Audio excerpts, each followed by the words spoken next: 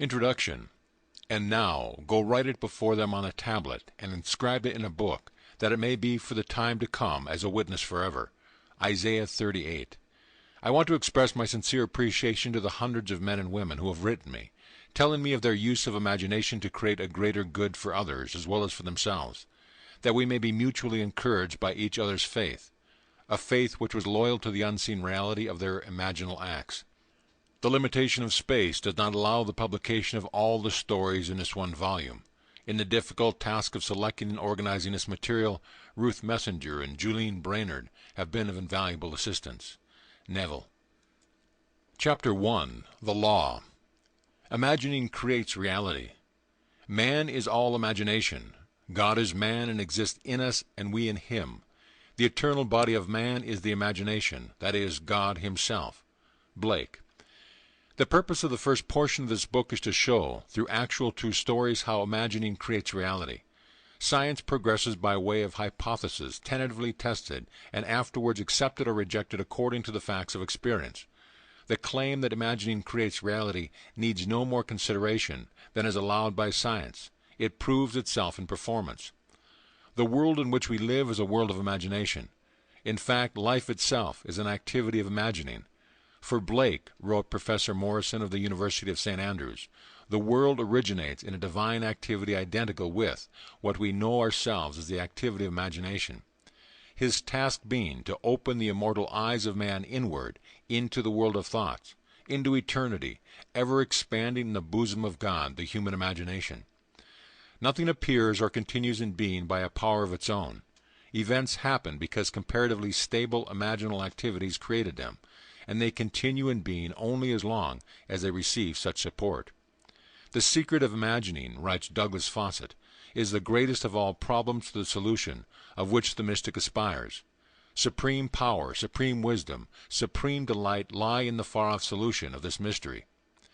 When man solves the mystery of imaging, he will have discovered the secret of causation, and that is, imaging creates reality. Therefore, the man who is aware of what he is imagining knows what he is creating, realizes more and more that the drama of life is imaginal, not physical. All activity is at bottom imaginal. An awakened imagination works with a purpose. It creates and conserves the desirable, and transforms or destroys the undesirable. Divine imagining and human imagining are not two powers at all, rather one. The valid distinction which exists between the seeming two lies not in the substance with which they operate, but in the degree of intensity of the operant power itself. Acting at high tension, an imaginal act is an immediate objective fact. Keyed low, an imaginal act is realized in a time process. But whether imagination is keyed high or low, it is the ultimate, essentially non-objective reality, from which objects are poured forth like sudden fancies. No object is independent of imagining on some level or levels. Everything in the world owes its character to imagination on one of its various levels. Objective reality, writes Fichte, is solely produced through imagination.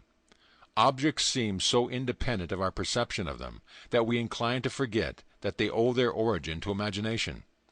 The world in which we live is a world of imagination, and man, through his imaginal activities, creates the realities and the circumstances of life. This he does either knowingly or unknowingly. Men pay too little attention to this priceless gift, the human imagination, and a gift is practically non-existent unless there is a conscious possession of it, and a readiness to use it. All men possess the power to create reality, but this power sleeps as though dead, when not consciously exercised. Men live in the very heart of creation, the human imagination, yet are no wiser for what takes place therein. The future will not be fundamentally different from the imaginal activities of man. Therefore, the individual who can summon at will whatever imaginal activity he pleases, and to whom the visions of imagination are as real as the forms of nature, is master of his fate. The future is the imaginal activity of man in its creative march. Imagining is the creative power not only of the poet, the artist, the actor, and the orator, but of the scientist, the inventor, the merchant, and the artisan. Its abuse in unrestricted, unloving imagine-making is obvious, but its abuse in undue repression breeds a sterility which robs man of actual wealth of experience. Imaging novel solutions to ever more complex problems is far more noble than to run from problems. Life is the continual solution of a continuously synthetic problem. Imagining creates events. The world, created out of men's imagining, comprises unnumbered, warring beliefs. Therefore, there can never be a perfectly stable or static state. Today's events are bound to disturb yesterday's established order. Imaginative men and women invariably unsettle a pre-existing peace of mind. Do not bow before the dictate of facts and accept life on the basis of the world without. Assert the supremacy of your imaginal acts over facts, and put all things in subjection to them. Hold fast to your ideal in your imagination. Nothing can take it from you but your failure to persist in imagining the ideal realized. Imagine only such states that are of value or promise well. To attempt to change circumstances before you change your imaginal activity is to struggle against the very nature of things. There can be no outer change until there is first an imaginal change. Everything you do, unaccompanied by an imaginal change, is but futile readjustment of surfaces. Imagining the wish fulfilled brings about a union with that state, and during that union you behave in keeping with your imaginal change. This shows you that an imaginal change will result in a change of behavior. However, your ordinary imaginal alterations as you pass from one state to another are not transformations, because each of them is so rapidly succeeded by another in the reverse direction. But whenever one state grows so stable as to become your constant mood, your habitual attitude, then that habitual state defines your character and is a true transformation. How do you do it? Self-abandonment, that is the secret. You must abandon yourself mentally to your wish fulfilled in your love for that state, and in so doing live in the new state, and no more in the old state. You cannot commit yourself to what you do not love, so the secret of self-commission is faith, plus love. Faith is believing what is unbelievable. Commit yourself to a feeling of the wish fulfilled. In faith that this act of self-commission will become a reality, and it must become a reality because imagining creates reality. Imagination is both conservative and transformative. It is conservative when it builds its world from images supplied by memory and the evidence of the senses.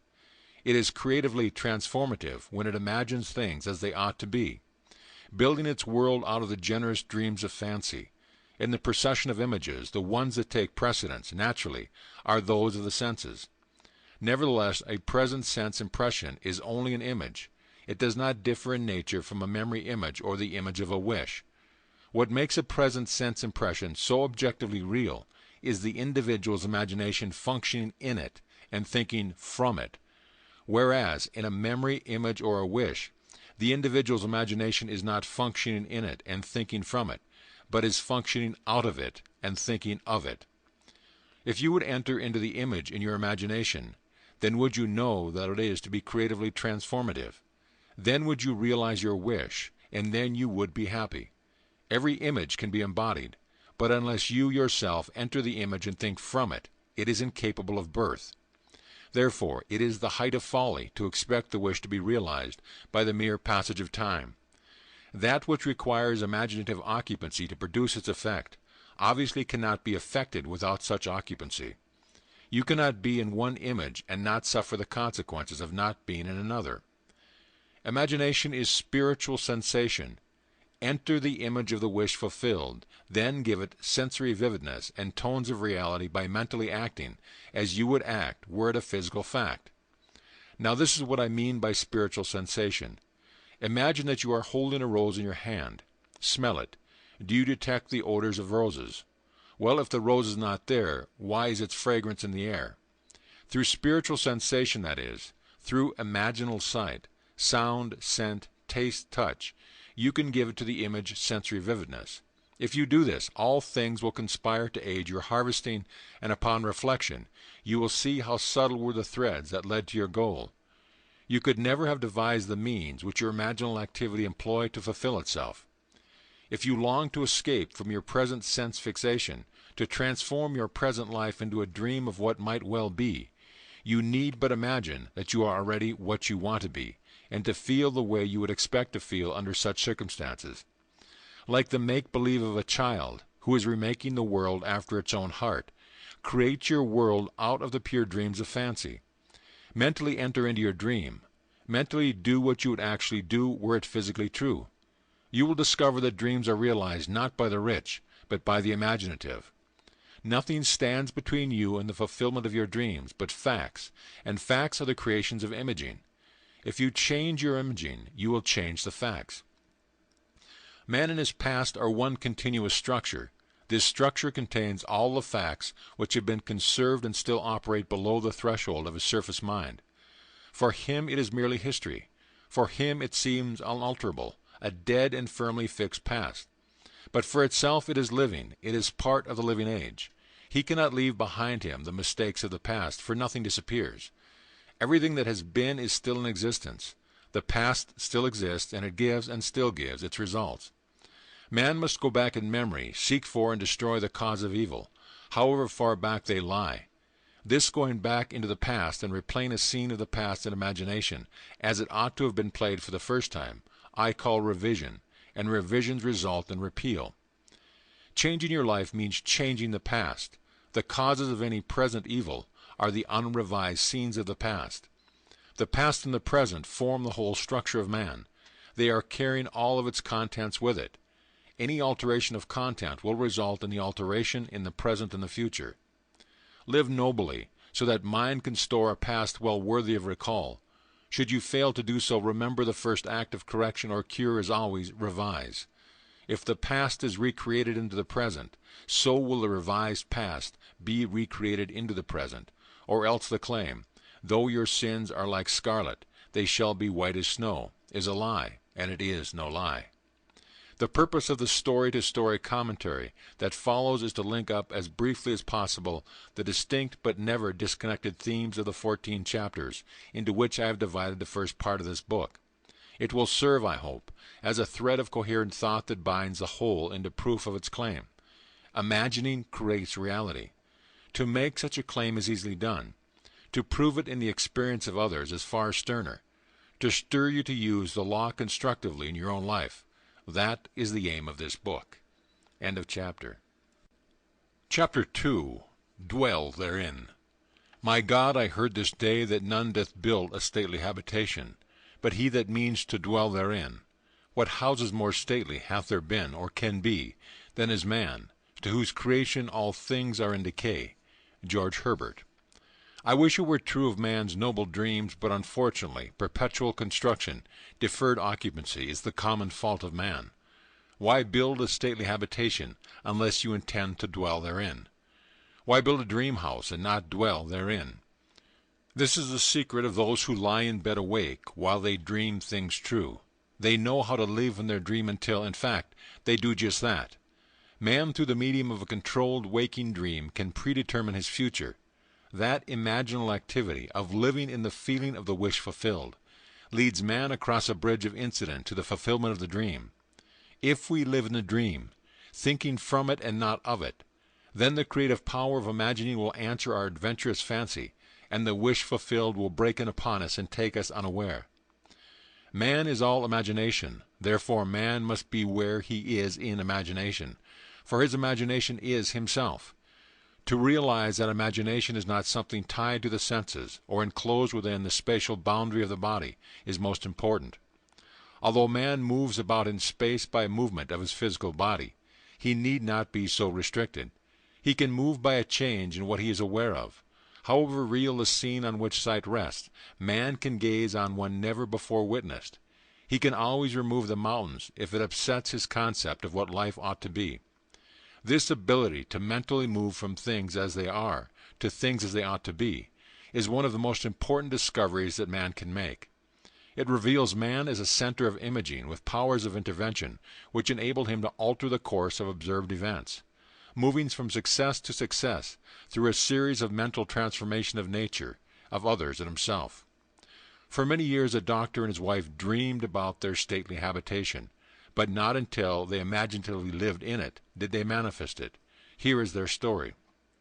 Some 15 years ago, Mrs. M. and I purchased a lot on which we built a 2-story building, housing our office and living area. We left ample space on the lot for an apartment building, if and when our finances would permit. All these years we were busy paying off our mortgage, and at the end of that time had no money for the additional building we still desired so much. It was true that we had an ample savings account, which meant security for our business, but to use any part of it for a new building would be to jeopardize that security.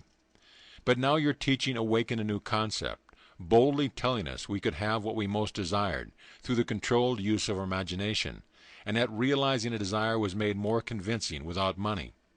We decided to put it to the test, to forget about money, and concentrate our attention on the thing we desired most in this world, the new apartment building.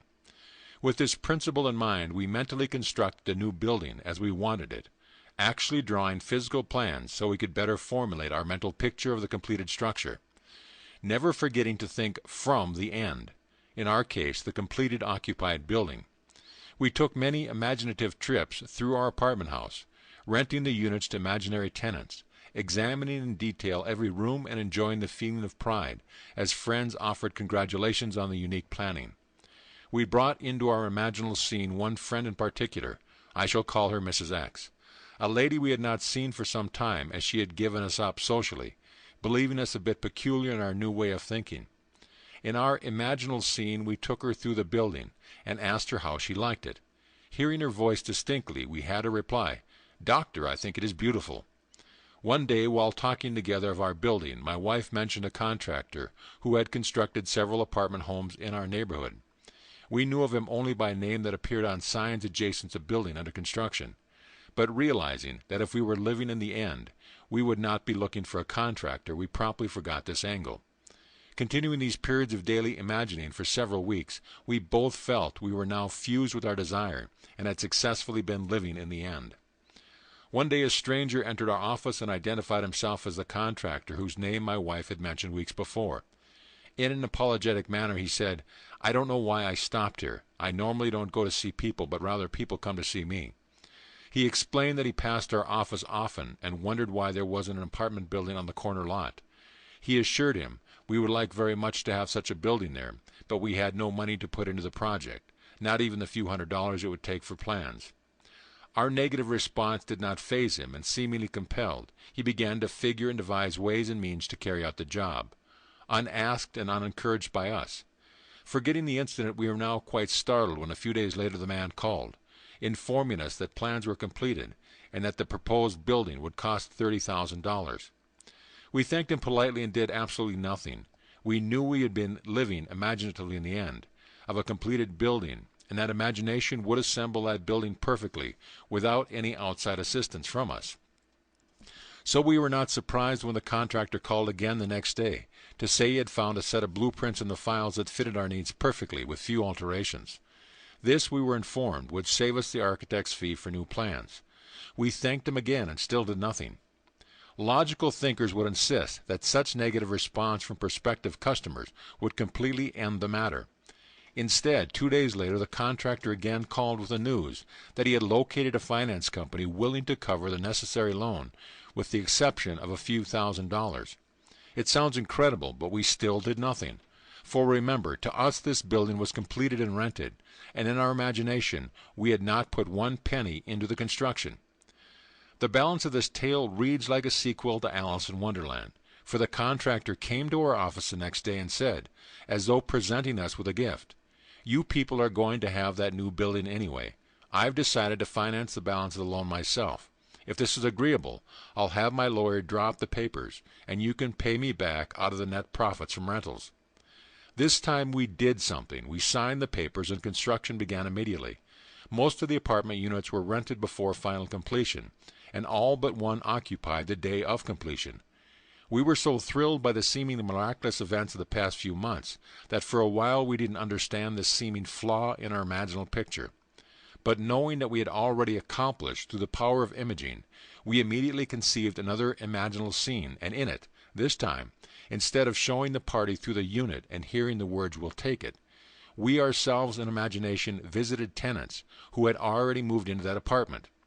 We allowed them to show us through the rooms and heard their pleased and satisfied comments. 3 days later that apartment was rented. Our original imaginary drama had objectified itself in every detail save one, and that one became a reality when 1 month later our friend, Mrs. X, surprised us with a long overdue visit, expressing her desire to see our new building. Gladly we took her through, and at the end of the tour heard her speak the line we had heard in our imagined so many weeks before, as with emphasis on each word she said, "Doctor, I think it is beautiful." Our dream of 15 years was realized, and we know now that it could have been realized any time within those 15 years, if we had known the secret of imagining and how to live in the end of desire. But now it was realized. Our one big desire was objectified, and we did not put 1 penny of our own money into it. Dr. M. Through the medium of a dream, a controlled waking dream, the doctor and his wife created reality. They learned how to live in their dream house, as in fact now they do. Although help seemingly came from without, the course of events was ultimately determined by their imaginal activity of the doctor and his wife.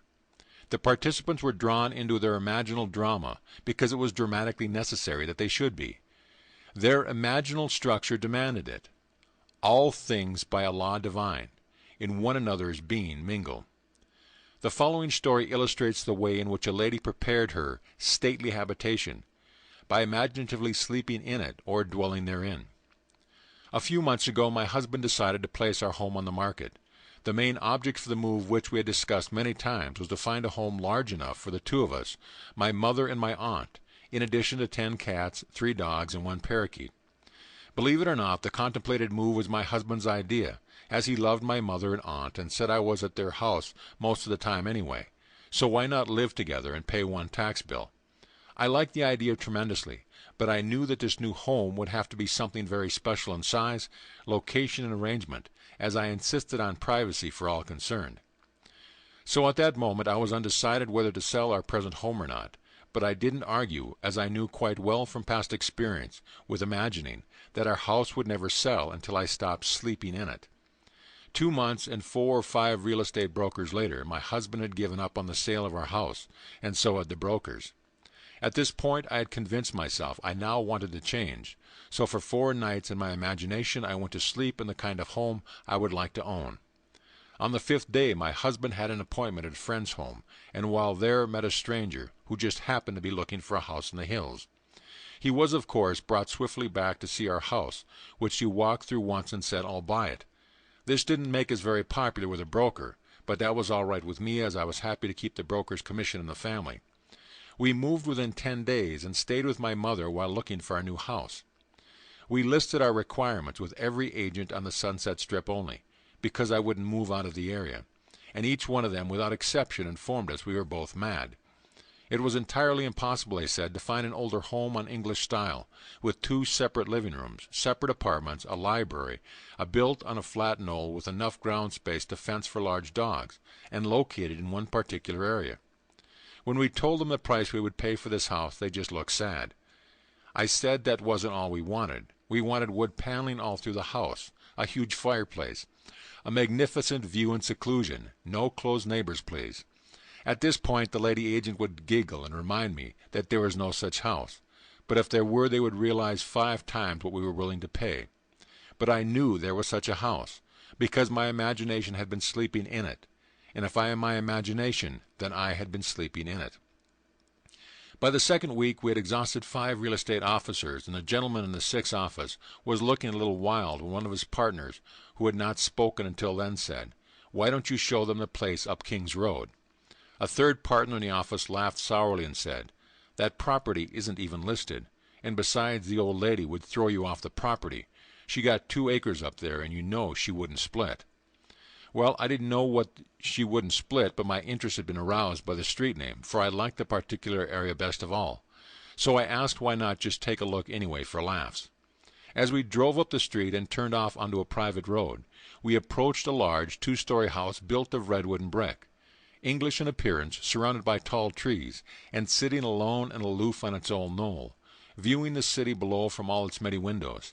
I felt the peculiar excitement as we walked to the front door, and we were greeted by a lovely woman who graciously asked us in. I do not think I breathed for the next minute or so, for as I walked into the most exquisite room I had ever seen. The solid redwood walls and the brick of the great fireplace rose to the height of 28 feet, terminating in an arched ceiling joined together by huge redwood beams.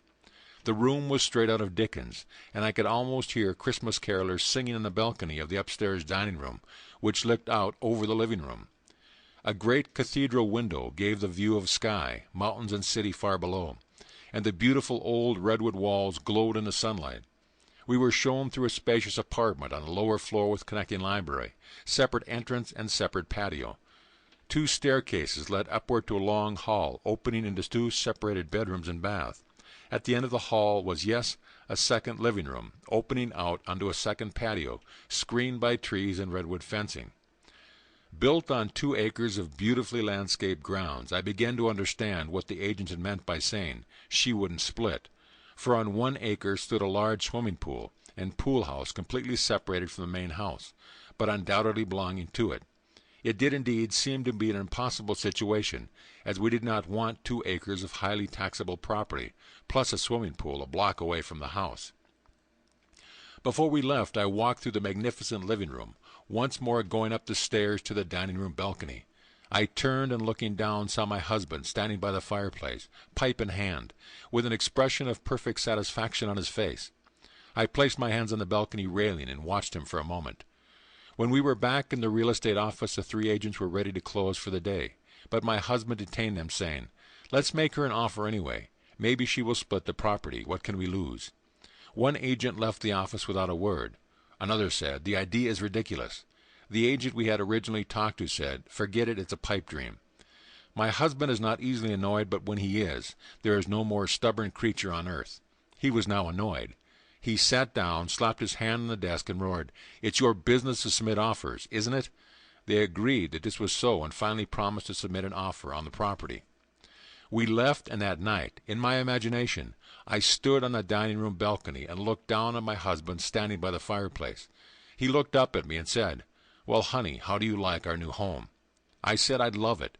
I continued to see that beautiful room and my husband in it, and felt the balcony railing gripped in my hand until I fell asleep. The next day, as we were having dinner in my mother's home, the telephone rang, and the agent, in an unbelieving voice, informed me that we had just purchased a house. The owner had split the property right down the middle, giving us the house and the acre it stood on for the price we offered. Dreamers often lie in bed awake, while they do dream things true. One must adopt either the way of imagination or the way of sense. No compromise or neutrality is possible. He who is not for me is against me. When man finally identifies himself with his imagination rather than his senses, he has at long last discovered the core of reality. I have often been warned by self-styled realists that man will never realize his dream by simply imagining that it is already here. Yet man can realize his dreams by simply imagining that it is already here. That is exactly what this collection of stories proves. If only men were prepared to live imaginatively in the feeling of the wish fulfilled, advancing confidently in their controlled waking dream, then the power of imagining would answer their adventurous fancy, and the wish fulfilled would break in upon them and take them unawares. Nothing is more continuously wonderful than the things that happen every day to the man with imagination, sufficiently awake to realize their wonder. Observe your imaginal activities. Imagine better than the best you know, and create your better world for yourself and others. Live as though the wish had come, even though it is yet to come, and you will shorten the period of waiting. The world is imaginal, not mechanistic. Imaginal acts, not blind fate, determine the course of history. End of chapter. Chapter 3. Turn the wheel backward. Oh, let your strong imagination turn the great wheel backward, until Troy unburn. All life is, throughout the ages, nothing but the continuing solution of a continuous synthetic problem. H.G. Wells. The perfectly stable or static state is always unattainable.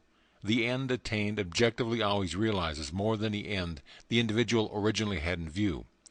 This in turn creates a new situation of inner conflict, needing novel solutions to force man along the path of creative evolution. His touch is infinite, and lends a yonder to all ends. Today's events are bound to disturb yesterday's established order. The creatively active imagination invariably unsettles a pre-existing peace of mind.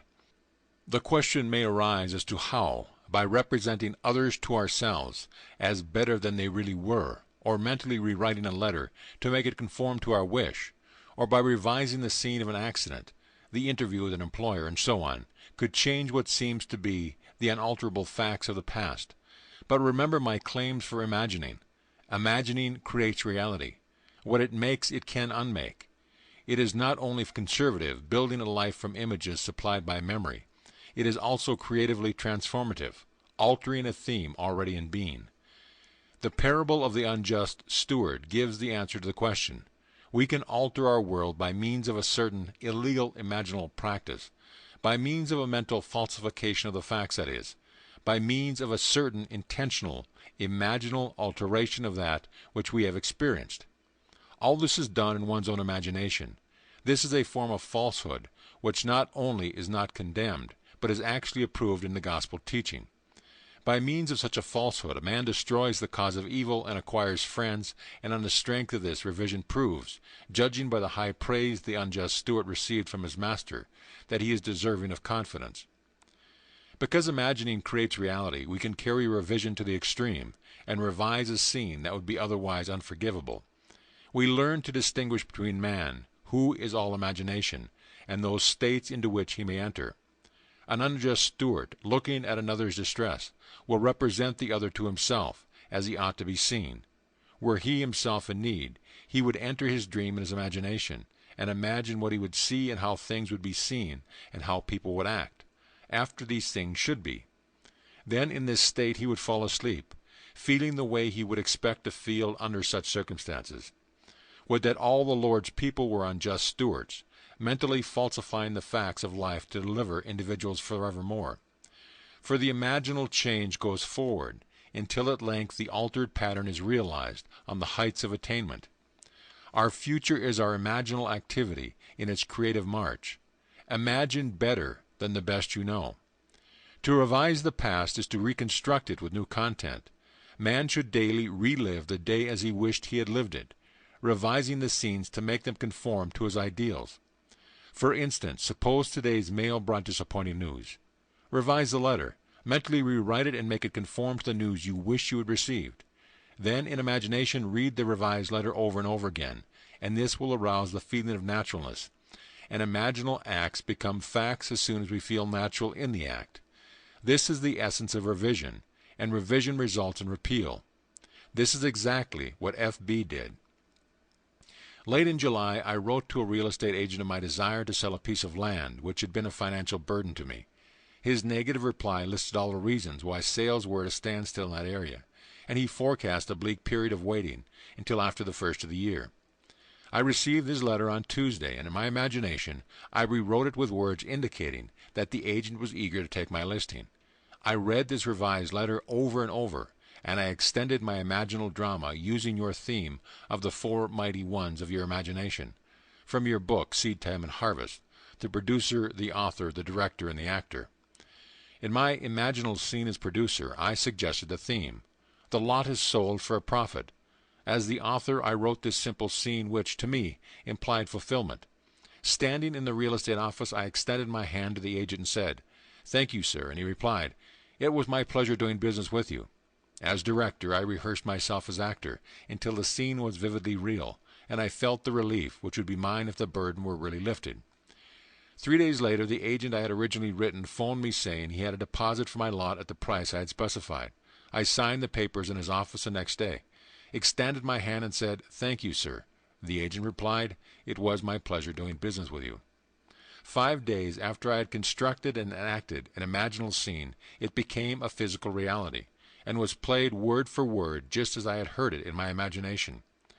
The feeling of relief and joy came, not so much from selling the property, but from the incontrovertible proof that my imagined drama worked. F.B. If the thing accomplished were all, how futile, but F.B. discovered a power within himself that can consciously create circumstances. By mentally falsifying the facts of life, man moves from passive reaction to active creation. This breaks the wheel of recurrence and builds a cumulatively enlarging future. If man does not always create in the full sense of the word, it is because he is not faithful to his vision, or else he thinks of what he wants, rather than from his wish fulfilled. Man is such an extraordinary synthesis, partly tied by his sensei and partly free to dream, that his internal conflicts are perennial. The state of conflict in the individual is expressed in society. Life is a romantic adventure. To live creatively, imagining novel solutions to ever more complex problems, is far nobler than to restrain or kill out desire. All that is desired can be imagined into existence. Wouldst thou be in a dream and yet not sleep? Try to revise your day every night before falling asleep. Try to visualize clearly and enter into the revised scene, which would be the imaginal solution of your problem. The revised imaginal structure may have a great influence on others, but that is not your concern. The other influenced in the following story is profoundly grateful for the influence.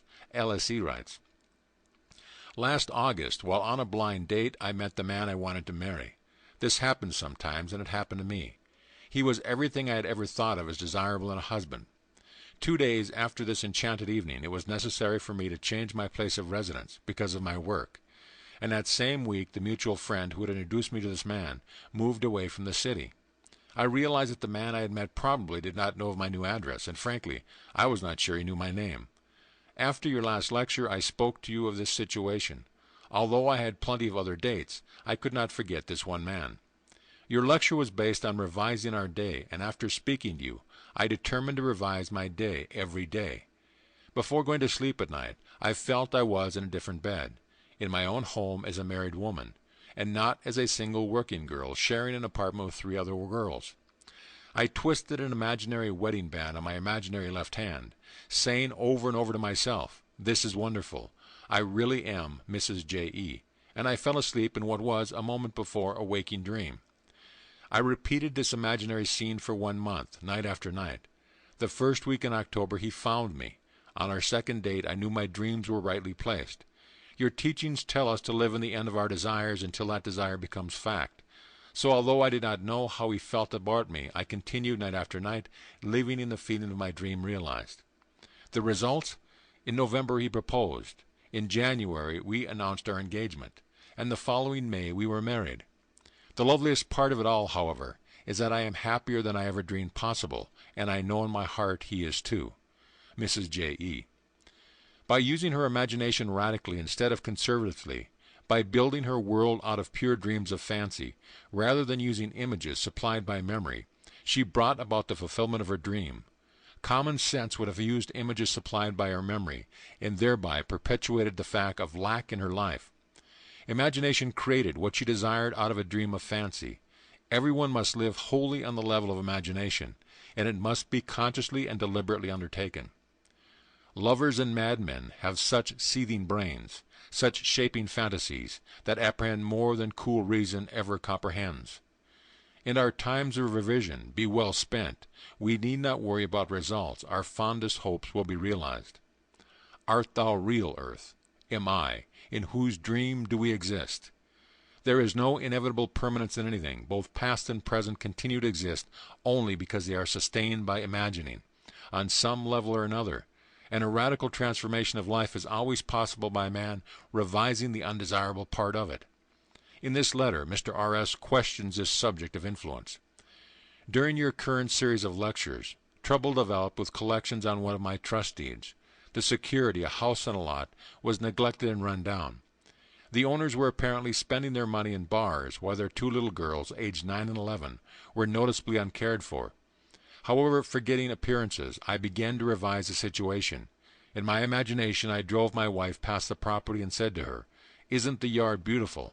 It's so neat and well cared for. Those people really show their love for their home. This is one trust deed we will never have to worry about. I would see the house and lot as I wanted to see it. A place so lovely, it gave me a warm glow of pleasure. Every time the thought of this property came to me, I repeated my imaginal scene. After I had been practicing this revision for some time, the woman who lived in the house had an automobile accident. While she was in the hospital, her husband disappeared. The children were cared for by the neighbors, and I was tempted to visit the mother in the hospital to reassure her of assistance if necessary. But how could I, when my imaginary scene implied that she and her family were happy, successful, and obviously contented? So I did nothing but my daily revision.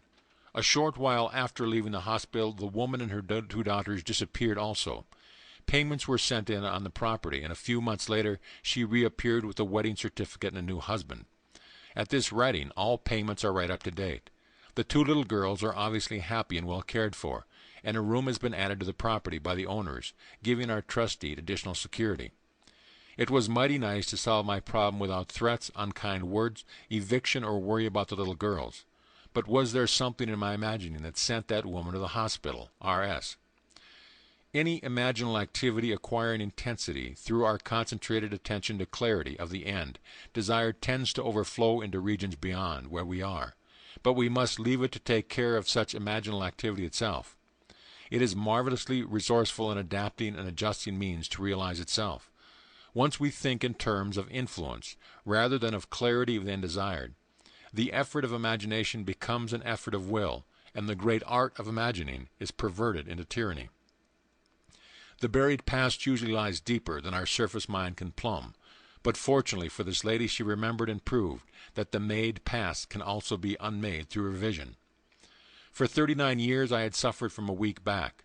The pain would increase and decrease, but would never leave completely. The condition had progressed to the point where I used medical treatment almost constantly. The doctor would put the hip right for the moment, but the pain simply would not go away. One night I heard you speak of revision, and wondered to myself if a condition of almost 40 years could be revised. I had remembered at the age of 3 or 4 years I had fallen backward from a very high swing, and had been quite ill at that time because of a serious hip injury. From that time on I had never been completely free from pain, and had paid many a dollar to alleviate the condition to no avail. This year, during the month of August, the pain had become more intense, and one night I decided to test myself and attempt to revise the ancient accident which had been the cause of so much distress and pain and costly medical fees most of my adult life. Many nights passed before I could feel myself back to the age of childhood play, but I succeeded. One night I actually felt myself on that swing, feeling the rush of the wind, as the swing rose higher and higher. As the swing slowed down, I jumped forward, landing solidly and easily on my feet. In the imaginal action, I ran to my mother, and insisted that she come watch what I could do. I did it again, jumping down from the swing, and landing safely on my 2 feet. I repeated this imaginal act over and over again until I fell asleep in the doing of it. Within 2 days, the pain in my back and hip began to recede, and within 2 months, pain no longer existed for me. A condition had plagued me for more than 39 years, that had cost a small fortune in attempted cure, was no more. L.H. It is to the pruning shears of revision that we owe our prime fruit. Man and his past are one continuous structure. This structure contains all the past which has been conserved, and still operates below the threshold of his senses to influence the present and the future of his life. The whole is carrying all of its contents with it. Any alteration of content will result in an alteration in the present and the future. The first act of correction or cure is always revise. If the past can be recreated into the present, so can the revised past. And thus the revised past appears within the very heart of her present life. Not fate, but a revised past brought her good fortune. Make results and accomplishments the crucial test of true imagination, and your confidence in the power of imagination to create reality will grow gradually from your experiments with revisions confronted by experience. Only by this process of experiment can you realize the potential power of your awakened and controlled imagination. "How much do you owe my master?" he said. 100 measures of oil. And he said to him, "Take your bill and sit down quickly and write 50. This parable of the unjust steward urges us to mentally falsify the facts of life, to alter a theme already in being. By means of such imaginative falsehood a man acquires friends. As each day falls, mentally revise the facts of life, and make them conform to events well worthy of recall. Tomorrow will take up the altered pattern, and go forward until at length it is realized on the heights of attainment. The reader will find it worthwhile to follow these clues. Imaginal construction of scenes implying the wish fulfilled, and imaginative participation in these scenes until tones of reality are reached. We are dealing with the secret of imagination, in which man is seen awakening into a world completely subject to his imaginative power. Man can understand recurrence of events well enough, the building of a world from images supplied by memory, things remaining as they are. This gives him a sense of security in the stability of things. However, the presence within him of a power which awakens and becomes what it wills, radically changing its form, its environment, and the circumstance of life, inspires in him a feeling of insecurity, a dreadful fear of the future. Now it is high time to awake out of sleep, and put an end to all the unlovely creations of sleeping man. Revise each day. Let your strong imagination turn the great wheel backward until Troy unburn. End of chapter. Chapter 4. There is no fiction. The distinctions between what is real and what is imaginary is not one that can be finally maintained. All existing things are, in an intelligible sense, imaginary. John S. Mackenzie. There is no fiction. If an imaginal activity can produce a physical effect, our physical world must be essentially imaginal. To prove this would require merely that we observe our imaginal activities and watch to see whether or not they produce corresponding external effects. If they do, then we must conclude that there is no fiction. Today's imaginal drama, fiction, becomes tomorrow's fact. If we had this wider view of causation, that causation is mental, not physical, that our mental states are causative of physical effects, then we would realize our responsibility as a creator and imagine only the best imaginable. Fable enacted as a sort of stage play in the mind of what causes the physical facts of life. Man believes that reality resides in the solid objects he sees around him, that it is in this world the drama of life originates, that events spring suddenly into existence, created moment by moment out of antecedent physical facts. But causation does not lie in the external world of facts. The drama of life originates in the imagination of man. The real act of becoming takes place within man's imagination and not without. The following stories could define causation as the assemblage of mental states, which occurring creates that which the assemblage implies. The foreword from Walter Lord's A Night to Remember illustrates my claim. Imagining creates reality. In 1898, a struggling author named Morgan Robertson concocted a novel about a fabulous Atlantic liner, far larger than any then that had ever been built. Robertson loaded his ship with rich and complacent people, and then wrecked it one cold April night on an iceberg. This somehow showed the futility of everything, and in fact the book was called Futility when it appeared that year, published by the firm of M.F. Mansfield. 14 years later, a British shipping company, named the White Star Line, built a steamer remarkably like the one in Robertson's novel. The new liner was 66,000 tons displacement. Robertson's was 70,000 tons. The real ship was 882 feet long. The fictional one was 880 feet. Both could carry about 3,000 people, and both had enough lifeboats for only a fraction of this number. But then this didn't seem to matter because both were labeled unshakable. On April 19, 1912, the real ship left Southampton on her maiden voyage to New York. Her cargo included a priceless copy of the Rubaiyat of Omar Khayyam and a list of passengers collectively worth $250 million. On her way over, she too struck an iceberg and went down on a cold April night. Robertson called his ship the Titan. The White Star crews called it the Titanic. Had Morgan Robertson known that imagining creates reality, that today's fiction is tomorrow's fact, would he have written the novel Futility? In the moment of the tragic catastrophe, writes Schopenhauer, the conviction becomes more distinct to us than ever that life is a bad dream from which we have to awake. And the bad dream is caused by the imaginal activity of sleeping humanity. Imaginal activities may be remote from their manifestations, and unobserved events are only appearance. Causation is seen in this tragedy as elsewhere in space-time. Far off from the scene of action, invisible to all, was Robertson's imaginal activity, like a scientist in a control room, directing his guided missile through space-time. Who paints a picture, writes a play or book, which others read while he's asleep in bed. Oh, the other side of the world, when they're overlooked.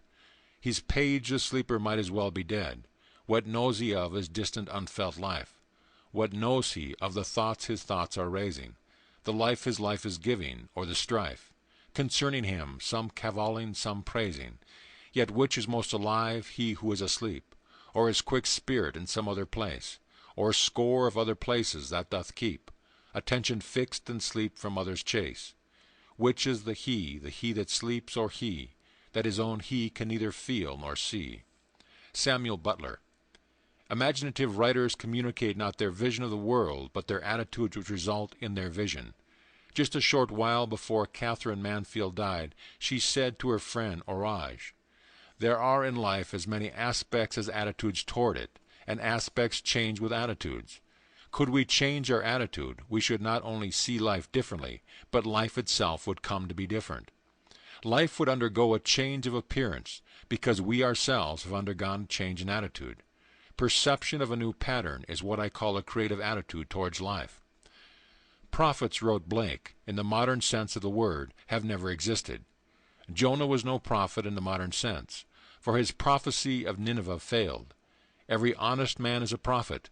He utters his opinion both of private and public matters. Thus, if you go on so, the result is so. He never says, "Such a thing shall happen, let you do what you will." A prophet is a seer, not an arbitrary dictator. The function of the prophet is not to tell us what is inevitable, but to tell us what can be built up out of persistent, imaginal activities. The future is determined by the imaginal activities of humanity, activities in their creative march, activities which can be seen in your dreams and the visions of your head as you lay in bed. Would that all the Lord's people were prophets, in the true sense of the word, like this dancer who now, from the summit of his realized ideal, sights yet higher peaks that are to be scaled. After you have read this story, you will understand why he is so confident that he can predetermine any materialistic future he desires, and why he is equally sure that others give reality to that what we otherwise a mere figment of his imagination, that there exists and can exist nothing outside of imagining on some level or another. Nothing continues in being save what imagining supports. The mind can make substance and people planets of its own with beings brighter than have ever been, and give a breath to form which can outlive all flesh. As my story begins at the age of 19, I was a mildly successful dancing teacher, and continued in this static state for almost 5 years. At the end of this time I met a young lady who talked me into attending your lecture. My thought upon hearing you say, "Imagining creates reality," was that the entire idea was ridiculous. However, I decided to accept your challenge and disprove your thesis. I bought your book, Out of This World, and read it many times. Still unconvinced, I set myself a rather ambitious goal. My present position was an instructor with the Arthur Murray Dance Studio, and my goal was to own a franchise and be boss of an Arthur Murray studio myself. This seemed the most unlikely thing in the world, as franchises were extremely difficult to secure. But on top of this fact, I was completely without the necessary funds to begin such an operation. Nevertheless, I assumed the feeling of my wish fulfilled, as night after night, in my imagination, I went to sleep managing my own studio. 3 weeks later, a friend called me from Reno, Nevada. He had the Murray studio there, and said it was too much for him to cope with alone. He offered me a partnership, and I was delighted, so delighted, in fact, that I hastened to Reno on borrowed money, and promptly forgot all about you and your story of imagination. My partner and I worked hard and were very successful, but after a year I was still not satisfied. I wanted more. I began thinking of ways and means to get another studio. All of my efforts failed. One night as I retired, I was restless and decided to read. As I looked through my collection of books, I noticed your slender volume, Out of This World. I thought of all the silly nonsense I had gone through 1 year ago before getting my own studio. Getting my own studio. The words in my mind electrified me. I reread the book that night, and later, in my imagination, I heard my superior praise the good job we had done in Reno, and suggest we acquire a second studio, as he had a second location ready for us if we desired to expand. I reenacted this imaginal scene nightly without fail. 3 weeks from the first night of my imaginal drama, it materialized, almost word for word. My partner accepted the new studio in Bakersfield, and I had the Reno studio alone. Now I was convinced of the truth of your teaching, and never again will I forget. Now I wanted to share this wonderful knowledge of imaginal power with my staff. I tried to tell them of the marvels they could accomplish, but I was unable to reach many, although one fantastic incident resulted from my efforts to tell this story. A young teacher told me he believed my story, but said it would have probably happened anyway in time. He insisted the entire theory was nonsense, but stated that if I could tell him something of an incredible nature that would actually happen, and which he could witness, then he would believe. I accepted his challenge and conceived a truly fantastic test. The Reno studio is the most insignificant in the entire Murray system because of the small population count in the city itself. There are over 300 Murray studios in the country, with much larger populations, therefore providing greater possibilities to draw from. So my test was this. I told the teacher that within the next 3 months, at the time of a national dance convention, the Little Reno studio would be the foremost topic of conversation at that convention. He calmly stated this was quite impossible. That night when I retired, I felt myself standing before a tremendous audience. I was speaking on creative imaging, and felt the nervousness of being before such a vast audience. But I also felt the wonderful sensation of audience acceptance. I heard the roar of applause, and as I left the stage, I saw Mr. Murray himself come forward and shake my hand. I reenacted this entire drama night after night. It began to take on the tones of reality, and I knew I had done it again. My imaginal drama materialized down to the last detail. My Little Reno studio was the talk of the convention, and I did appear on that stage just as I had done in my imagination. But even after this unbelievable but actual happening, the young teacher who threw me the challenge remained unconvinced. He said it had all happened too naturally, and he was sure it would have happened anyway. I did not mind his attitude because his challenge had given me another opportunity to prove at least to myself that imaging does create reality. From that time on, I continued with my ambition to own the largest Arthur Murray dance studio in the world. Night after night, in my imagination, I heard myself accepting a studio franchise for a great city. Within 3 weeks, Mr. Murray called me and offered me a studio in a city of 1.5 million people. It is now my goal to make my studio the greatest and biggest in the entire system, and of course, I know it will be done through my imagination. Imagining, writes Douglas Fawcett, may be hard to grasp. Being quicksilver-like, it vanishes into each of its metamorphoses, and thereby displays its transformative magic. We must look beyond the physical fact for the imagining which has caused it. For 1 year, E.O.L. Jr. lost himself in his metamorphosis, but fortunately he remembered the silly nonsense he had gone through before getting his own studio, and he reread the book. Imaginal acts on the human level need a certain interval of time to develop, but imaginal acts, whether committed to print or locked in the bottom of a hermit, will realize themselves in time. Test yourself. If only out of curiosity, you will discover the profit is your own imagining, and you will know there is no fiction. We should never be certain that it is not some woman treading in the winepress who began the subtle changes in men's mind, or that the passion, because of which so many countries were given to the sword, did not begin in the mind of some shepherd boy, lighting up his eyes for a moment before it ran upon its way. William Butler Yeats. There is no fiction. Imagining fulfills itself in what our lives become, and now I have told you before it takes place, so that when it does take place you may believe. The Greeks were right. The gods have come down to us in the likeness of men, but they have fallen asleep and do not realize the might they wield by their imaginal activities. Real are the dreams of gods and smoothly pass, their pleasure in a long immortal dream. E.B., an author, is fully aware that today's fiction can become tomorrow's fact. In this letter she writes, "One spring I completed a novelette, sold it and forgot it. Not until many long months later did I sit down and nervously compare some facts in my fiction with some facts in my life. Please read a brief outline of my created story, then compare it with my personal experience. The heroine of my story took a vacation trip to Vermont, to the small city of Stowe, Vermont, to be exact. When she reached her destination, she was faced with such unpleasant behavior on the part of her companion that she either had to continue her lifetime pattern of allowing another selfish demand dominate her, or to break that pattern and leave. She broke it and returned to New York.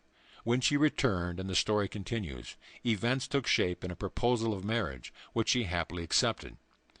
For my part of this tale, as small events evolved, I began to remember the dictates of my own pen, an insignificant relationship. This is what happened to me. I received an invitation from a friend offering me a vacation at her summer place in Vermont. I accepted and was not startled at first when I learned her summer place was in a city of Stowe. When I arrived, I found my hostess in such a highly nervous state, I realized I was faced with either a wretched summer or the choice of walking out on her. Never before in my life had I been strong enough to ignore that I thought were the claims of duty and friendship, but this time I did, and without ceremony returned to New York.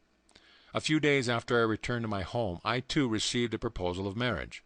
But at this point fact and fiction parted. I refused the offer. I know, Neville, there is no such thing as fiction.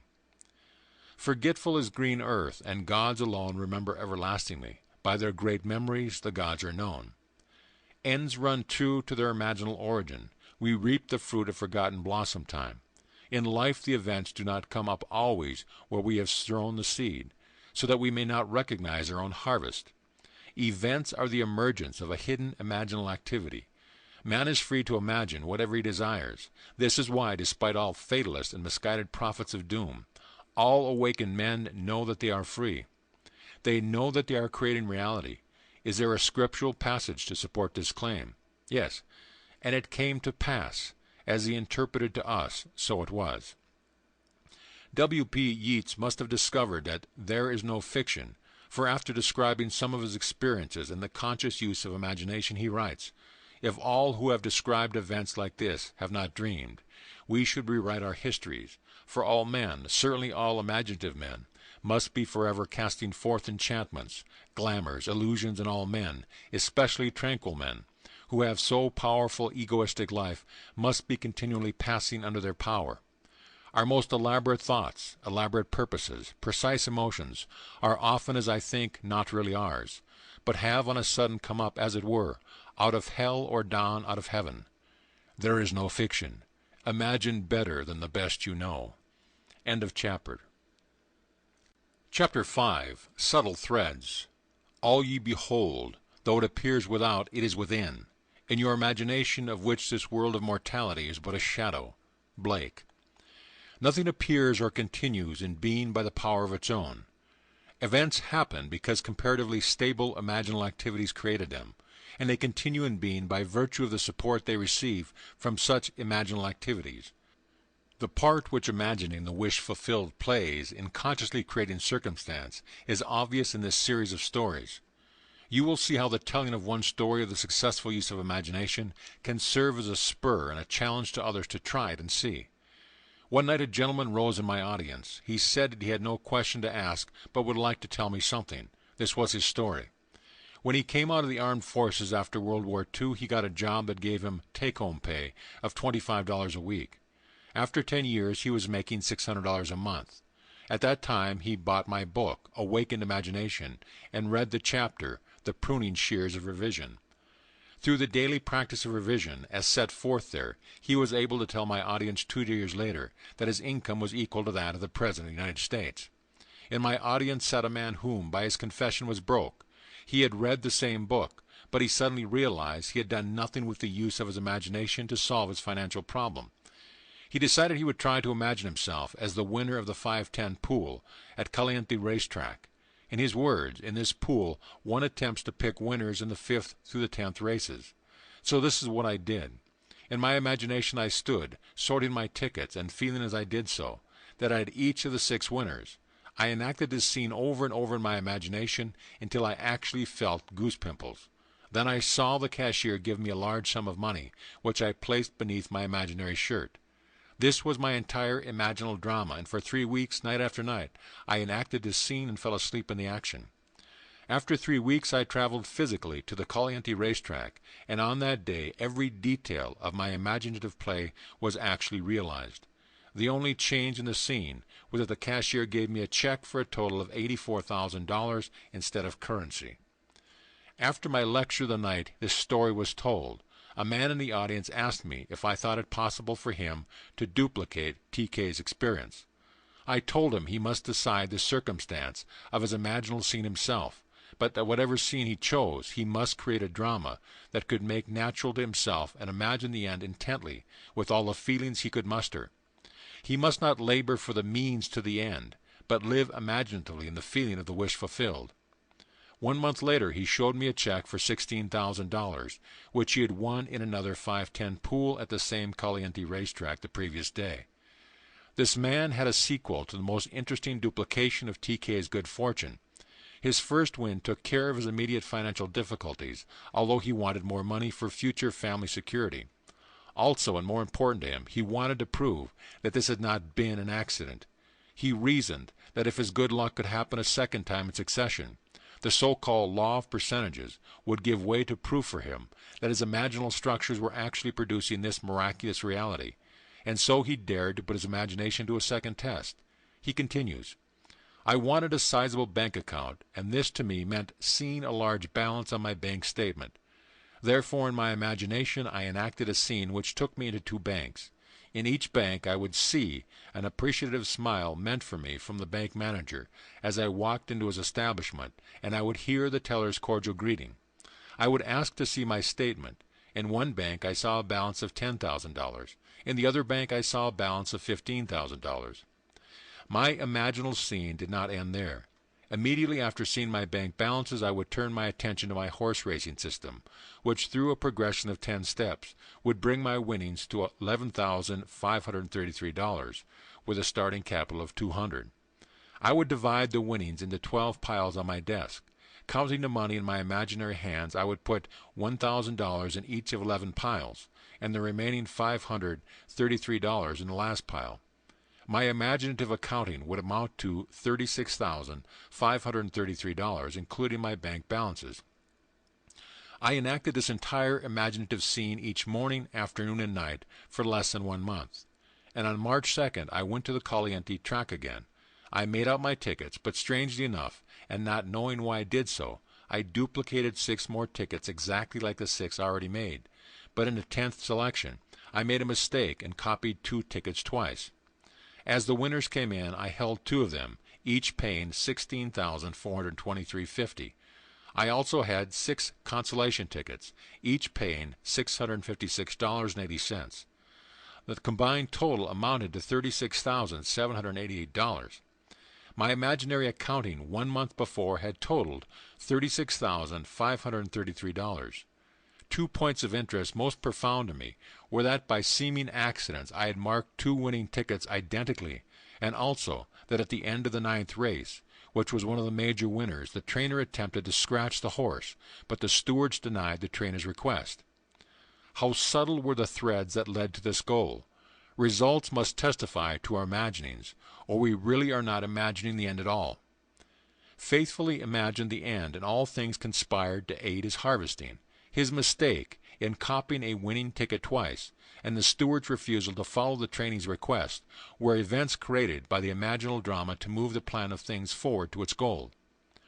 Chance, wrote Belfort Bax, may be defined as that element in the reality change, that is, in the flowing synthesis of events, which is irreducible to law or the causal category. To live wisely we must be aware of our imaginal activities, or at any rate, of the end of which they are tending. We must see to it that it is the end we desire. Wise imagining identifies itself only with such activities that are of value or promise well. However much man seems to be dealing with a material world, he is actually living in a world of imagination.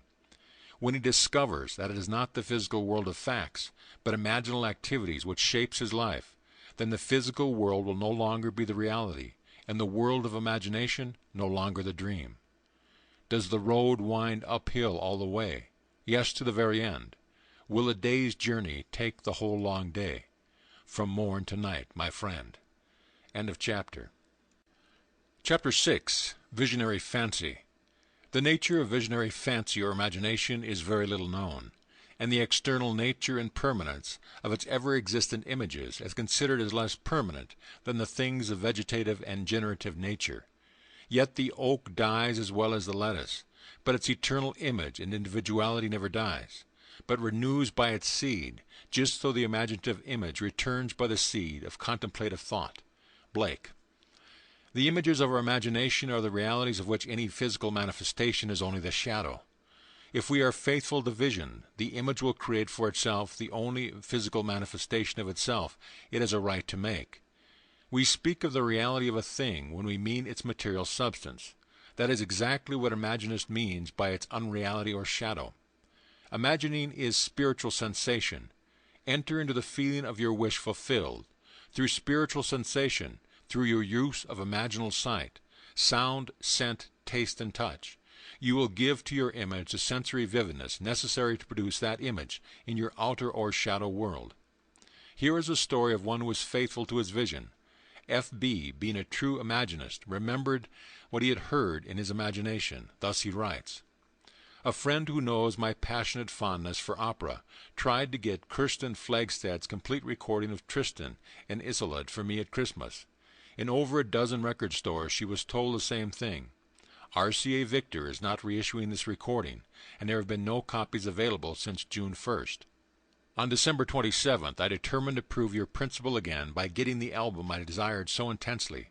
Laying down in my living room, I mentally walked into the record shop I patronize and asked the one salesman whose face and voice I could recall, 'Do you have Flagstad's complete Isolde?' He replied, 'Yes, I have.' That ended the scene, and I repeated it until it was real to me. Late that afternoon I went to that record shop to physically enact the scene. Not one detail supplied by the senses had encouraged me to believe I could walk out of the shop with those records. I had been told last September by the same salesman in the same shop the same story my friend had received there before Christmas.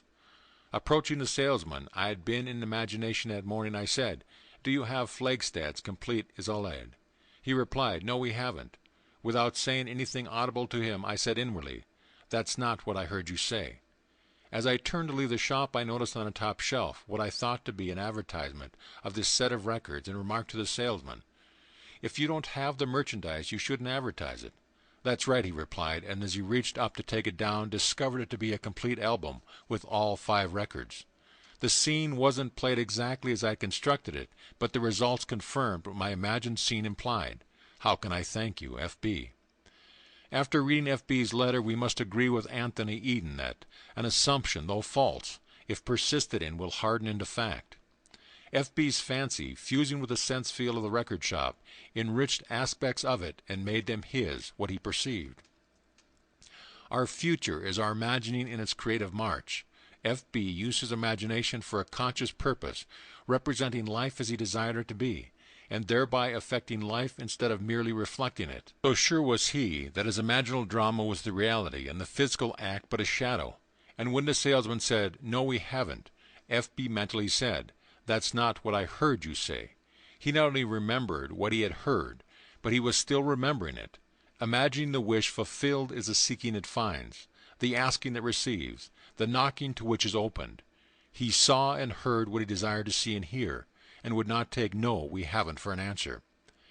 The imaginist dreams while awake. He is not the servant of his vision, but the master of the direction of his attention. Imaginative constancy controls perception of events in space-time. Unfortunately, most men are ever-changing, like a joyless eye that finds no object worth its constancy. Mrs. G.R. too had imaginatively heard what she wanted to physically hear, and knew the outer world must conform it. This is her story. Some time ago we advertised our home for sale, which was necessary for us to buy a larger property on which we had placed a deposit. Several people would have bought our home immediately, but we were obliged to explain that we could not close any deal until we learned whether or not our offer for the property we wanted had been accepted. At this time a broker called and literally begged us to allow him to show our home to a client of his, who was eager for this location, and would be glad to pay even more than we were asking. We explained our situation to the broker and to his client. They both stated they did not mind waiting for our deal to be consummated. The broker asked us to sign a paper, which he said was not binding in any way, but would give him first chance at the sale if our other deal went through. We signed the paper and later learned that in California real estate law, nothing could have been more binding. A few days later our deal for the new property fell through, so we notified this broker, and his verbal response was, "Well, just forget it." 2 weeks later he filed suit against us for $1,500 commission. Trial date was set, and we asked for a jury trial. Our attorney assured us that he would do all he could, but the law on this particular point was so stringent that he could not see any possibility of our winning the case. When time for the trial arrived, my husband was in the hospital and could not appear with me in our defense. I had no witnesses, but the broker brought 3 attorneys and a number of witnesses into court against us. Our attorney now told me we had not the slightest chance to win. I turned to my imagination, and this is what I did. Completely disregarding all that had been said by attorneys, witnesses, and judges who seemed to favor the plaintiff, I thought only of the words I wanted to hear. In my imagination I listened intently and heard the foreman of the jury say, "We find the defendant not guilty." I listened until I knew it was true. I closed my mind's ear to everything said in that courtroom and heard only those words. We find the defendant not guilty.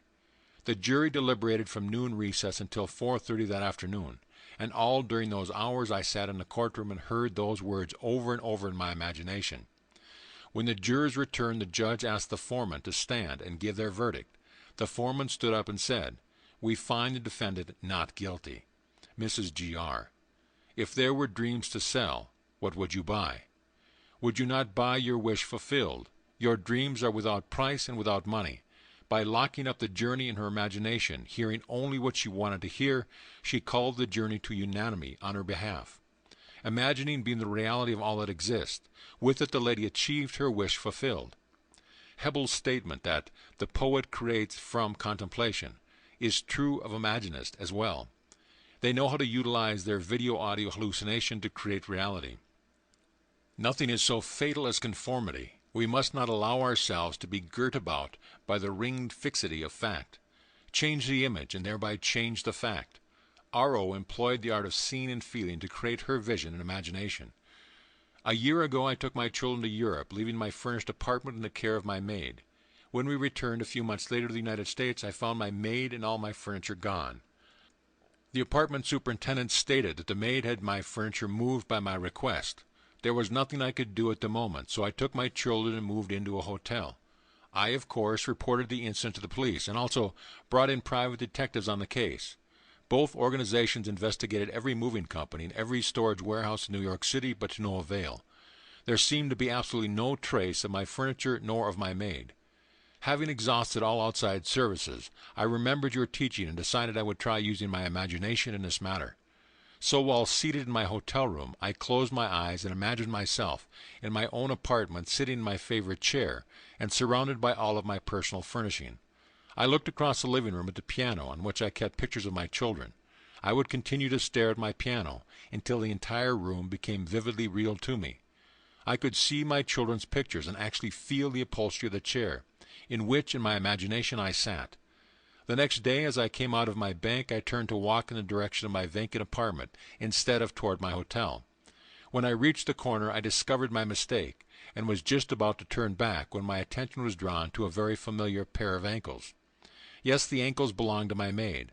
I walked up to her and took hold of her arm. She was quite frightened, but I assured her all I wanted from her was my furniture. I called a taxi, and she took me to the place in which her friends had stored my furnishing.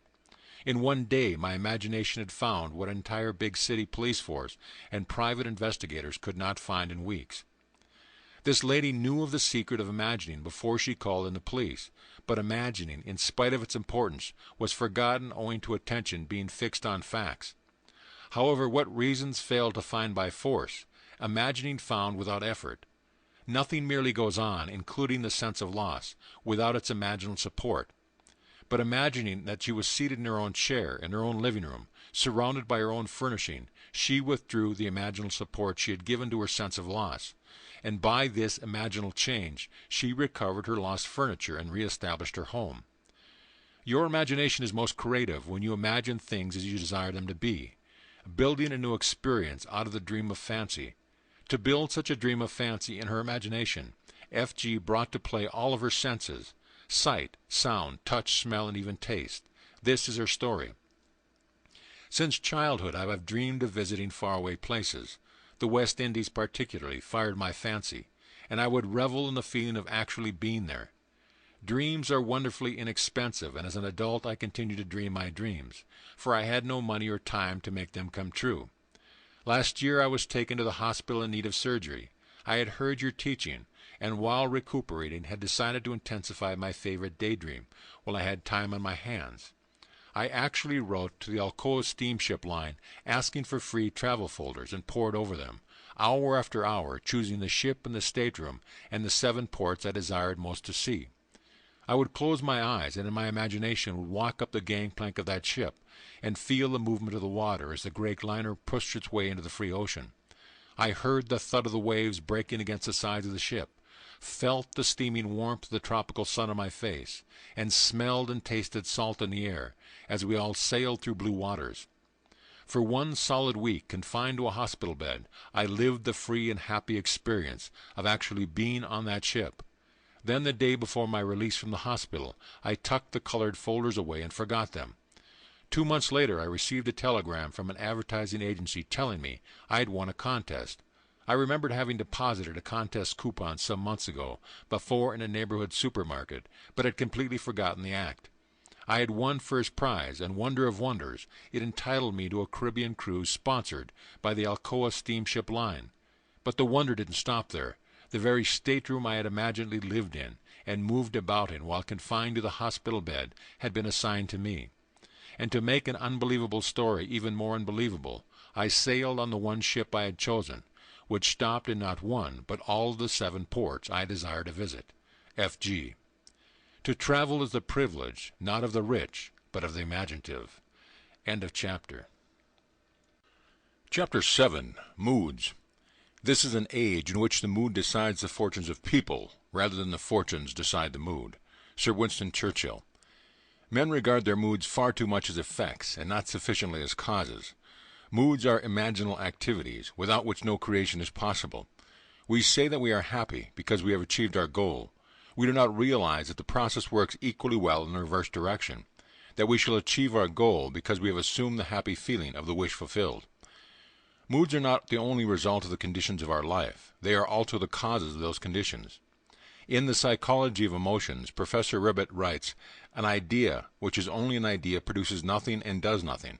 It only acts if it is felt, if it is accompanied by an affective state, if it awakens tendencies, that is to say, motor elements." The lady in the following story so successfully felt the feeling of her wish fulfilled, she made her mood the character of the night, froze it in a delightful dream. Most of us read and love fairy stories, but we all know the stories of improbable riches and good fortunes are for the delight of the very young. But are they? I want to tell you of something unbelievably wonderful that happened to me through the power of my imagination, and I am not young in years. We live in an age which believes in neither fable nor magic, and yet everything I would possibly want in my wildest daydreams was given to me by the simple use of what you teach, that imagining creates reality, and that feeling is the secret of imagining. At the time this wonderful thing happened to me, I was out of a job and had no family to fall back upon for support. I needed just about everything. To find a decent job, I needed a car to look for it, and though I had a car it was worn out, it was ready to fall apart. I was behind in my rent. I had no proper clothes to seek a job, and today it is no fun for a woman of 55 to apply for a job of any kind. My bank account was almost depleted, and there was no friend to whom I could turn. But I had been attending your lectures for almost a year, and my desperation forced me to put my imagination to the test. Indeed, I had nothing to lose. It was natural for me, I suppose, to begin by imagining myself having everything I needed. But I needed so many things in such a short order that I found myself exhausted when I finally got through the list, and by that time I was so nervous I could not sleep. One lecture night I heard you tell of an artist who captured the feeling, or word as you called it, of "isn't it wonderful" in his personal experience. I began to apply this idea to my case. Instead of thinking of and imagining every article I needed, I tried to capture the feeling that something wonderful was happening to me. Not tomorrow, not next week, but right now. I would say over and over to myself as I fell asleep, "Isn't it wonderful? Something marvelous is happening to me now." And as I fell asleep, I would feel the way I expect to feel under such circumstances. I repeated that imaginary action and feeling for 2 months, night after night, and one day in early October I met a casual friend I hadn't seen for months, who informed me he was about to leave on a trip to New York. I had lived in New York many years ago, and we talked of the city a few moments and then parted. I completely forgot the incident. 1 month later to that day this man called at my apartment and simply handed me a certified check in my name for $2,500. After I got over the initial shock of seeing my name on the check for so much money, the story that unfolded seemed to me like a dream. It concerned a friend I had not seen nor heard from in more than 25 years. This friend of my past, I now learned, had become extremely wealthy in those 25 years. Our mutual acquaintance who had brought the check to me had met him quite by accident during the trip to New York last month. During their conversation they spoke of me, and for reasons I do not know, for this day, I have not heard from him personally, and have never attempted to contact him. This old friend decided to share a portion of his great wealth with me. For the next 2 years, from the office of his attorney, I received monthly checks so generous an amount. They not only covered every necessary requirements of daily living, but left much over for all the lovely things of my life, a car, clothes, a spacious apartment, and best of all, no need to earn my daily bread. This past month I received a letter and some legal papers to be signed which provide the continuation of this monthly income for the rest of my natural life.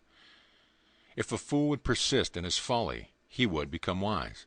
Sir Winston calls on us to act on the assumption that we already possess that which we sought to assume a virtue, if we have it not. Is this not the secret of miracles? Thus the man with palsy was told to rise, to take up his bed and walk, to mentally act as if he were healed, and when the actions of his imagination corresponded with the actions which he would physically perform were healed, he was healed. This is the story about which some may say, it would have happened anyway, but those who read it carefully will find room to wonder. It begins 1 year ago as I left Los Angeles to visit my daughter in San Francisco. Instead of happy-natured individual she had always been, I found her in deep distress. Not knowing the cause of her anguish and not wishing to ask, I waited until she told me that she was in great financial trouble and must have $3,000 immediately. I am not a poor woman, but I didn't have much cash I could put my hands on that quickly. Knowing my daughter, I knew she would not have accepted it anyway. I offered to borrow the money for her, but she refused and instead asked me to help her in my way. She meant using my imagination, for I had often told her of your teachings and some of my words must have struck home. I immediately agreed on this plan with the provision that she would help me help her. We decided on an imaginal scene. We could both practice that involved seeing money coming to her from everywhere. We felt money was flooding toward her from every corner until she was in the middle of a sea of money. But we did this always with a feeling of joy for anyone concerned, and we had no thought of means, only happiness for all. The idea seemed to catch fire with her, and I know she was responsible for what happened a few days later. She was certainly transformed back to the happy, confident mood that was natural to her, though there was no evidence of any real money coming in at the time. I left to return home in the East. When I arrived home, I called my mother, a lovely young lady of 91, who immediately asked me to come and see her. I wanted a day's rest, but she couldn't wait. It had to be now. Of course I went, and after greeting me, she handed me a check for $3,000 made out to my daughter. Before I could speak, she handed me 3 additional checks, totaling $1,500 made in favor of my daughter's children. Her reason? She explained that she had suddenly decided the day before to give what she had in cash to those she loved, while she was still here to know of their happiness in receiving it. It would have happened anyway? No, not like this. Not within days of my daughter's frantic need, and then her sudden transformation to a mood of joy. I know that her imaginal act caused this wonderful change, bringing not only great joy to the receiver, but to the giver as well. P.S. I almost forgot to add that among the checks so lavishly given was one for me, too, for $3,000. The boundless opportunities opened by recognizing the shift of focus of the imagining is beyond measure. There are no boundaries. The drama of life is an imaginal activity in which we bring to pass by our moods rather than by our physical acts. Moods so ably guide all towards that which they affirm. They may be said to create the circumstance of life and dictate the events. The mood of the wish fulfilled is the high tide which lifts us easily off the bar of the senses, where we usually lie astranded. If we are aware of the mood and know the secret of imagining, we may announce that all that our mood affirms will come to pass.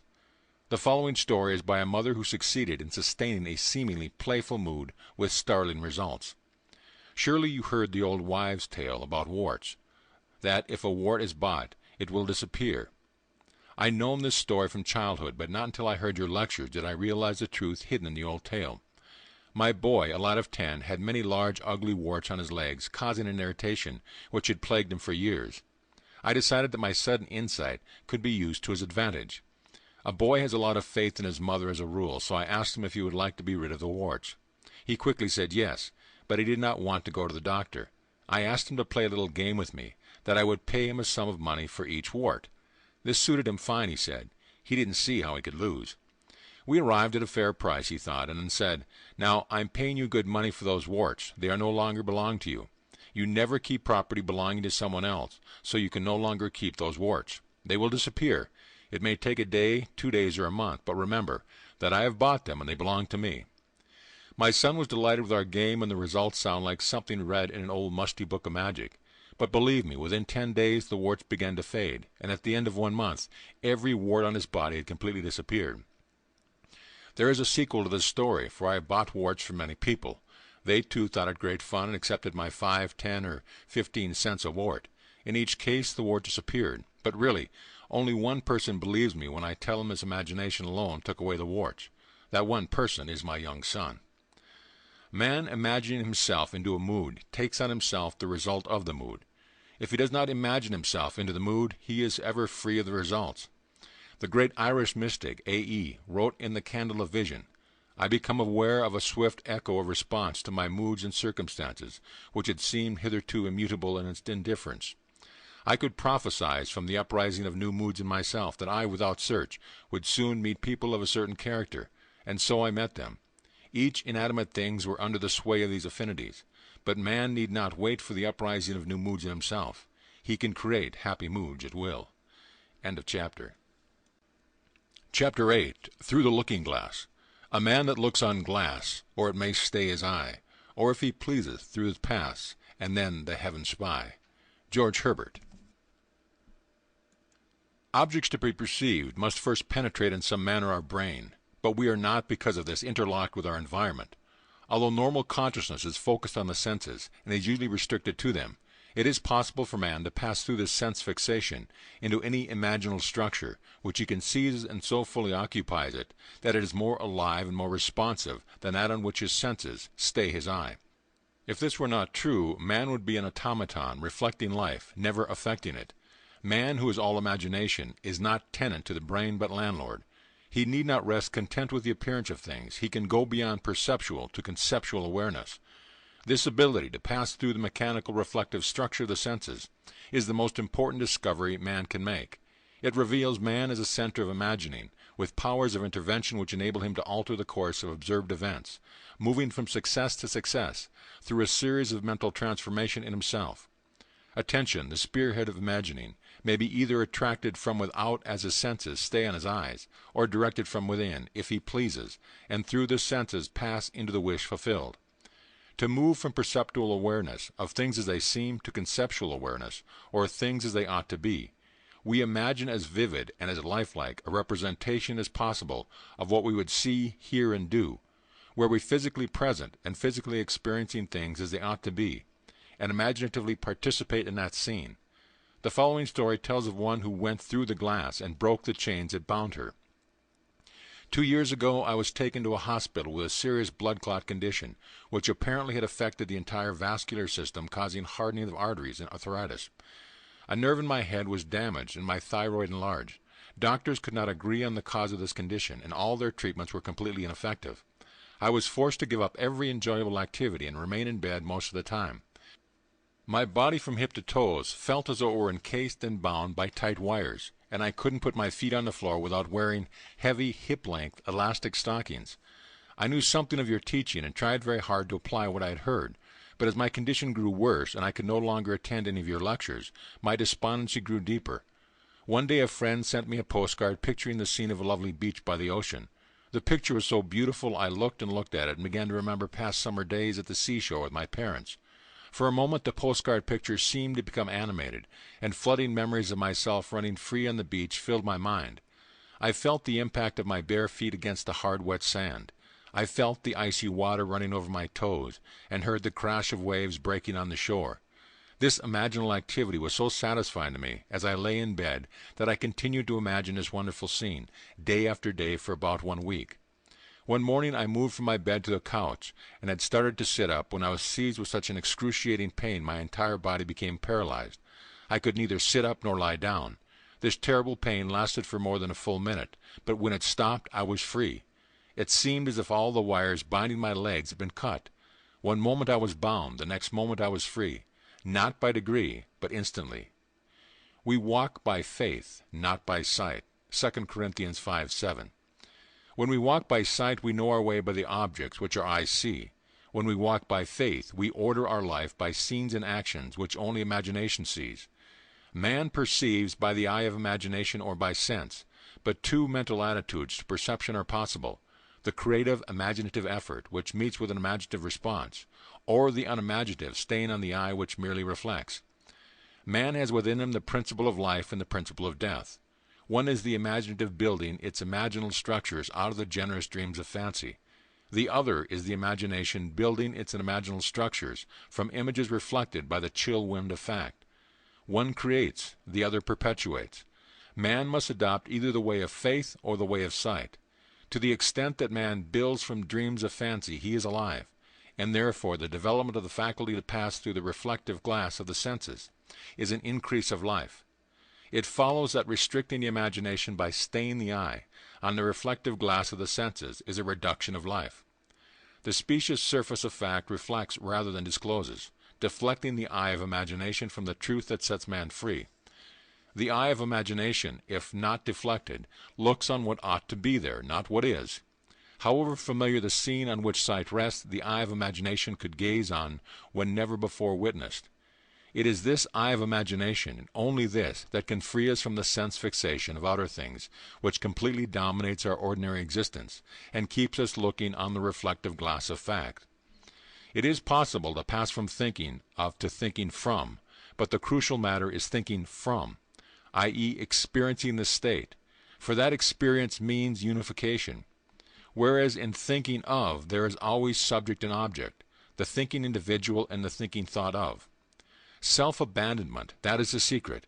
We have to abandon ourselves to the state, in our love for the state, in so doing live the life of the state, and no more our present state. Imagination seizes upon the life of the state and gives itself to the expression of the life of that state. Faith plus love is self-commission. We can't commit ourselves to what we do not love. Never would you have made anything if you had not loved it, and to make the state alive one must become it. I live it, yet not I. God lives in me. And the life I now live in the flesh, I live by the faith of God, who loved me and gave himself for me. God loved man. He is created and became man in faith, that his act of self-commission would transform the created into the creative. We must be imitators of God as dear children, and commit ourselves to what we love. As God who loved us committed himself to us, we must be the state to experience the state. The center of consciousness, imagining, can be shifted, and what we are now mere wishes, imaginal activities keyed low, brought into penetrating focus and centered. Entrance commits us to the state. The possibilities of such shifting of the center of imagining are startling. The activities concerned are physical throughout. The shifting of the center of imagining is not brought about by spatial travel, but by a change in what we are aware of. The boundary of the world of sense is a subjective barrier. So long as the senses take notice, the eye of imagination is deflected from the truth. We do not get far unless we let go. This lady let go with immediate and miraculous results. Thank you for the golden key. It was released my brother from the hospital from pain and probable death, for he was facing a fourth major operation with little hope of recovery. I was very concerned and attempting to use what I had learned about my imagination. I first asked myself what my brother truly desired. Does he want to continue in this body, or does he desire to be free of it? The question revolved itself over and over in my mind, and suddenly I felt that he would like to continue remodeling his kitchen, which he had been contemplating before his confinement in the hospital. I knew my question had been answered, so I began to imagine from that point. Attempting to see my brother in the busy activity of remodeling, I suddenly found myself gripping the back of a kitchen chair I had used many times when something happened. Then suddenly I found myself standing beside my brother's bed in the hospital. This was the last place I would have wanted to be, physically or mentally, but there I was, and my brother's hand reached up and grasped my hand tightly, as I heard him say, "I knew you would come, Joe." It was a well hand I clasped, strong and sure, and the joy that filled and spilled over in my voice as I heard myself say, "It's all better now, you know it." My brother didn't answer, but I distinctly heard a voice say to me, "Remember this moment." I seemed to awaken and back in my own home. This took place the night after he had entered the hospital. The following day his wife telephoned me saying, "It is unbelievable. The doctor can't account for it, Joe, but no operation is necessary. He's so improved that we have agreed to release him tomorrow." The following Monday my brother went back to his work and has been perfectly well since that day. Not facts, but dreams of fancy shape our lives. She needed no compass to find her brother, nor tools to operate, only the eye of imagination. In the world of sense we see what we have to see. In the world of imagination we see what we want to see. And seeing it, we create it for the world of sense to see. We see the outer world automatically. Seeing what we want to see demands voluntary and conscious imaginative effort.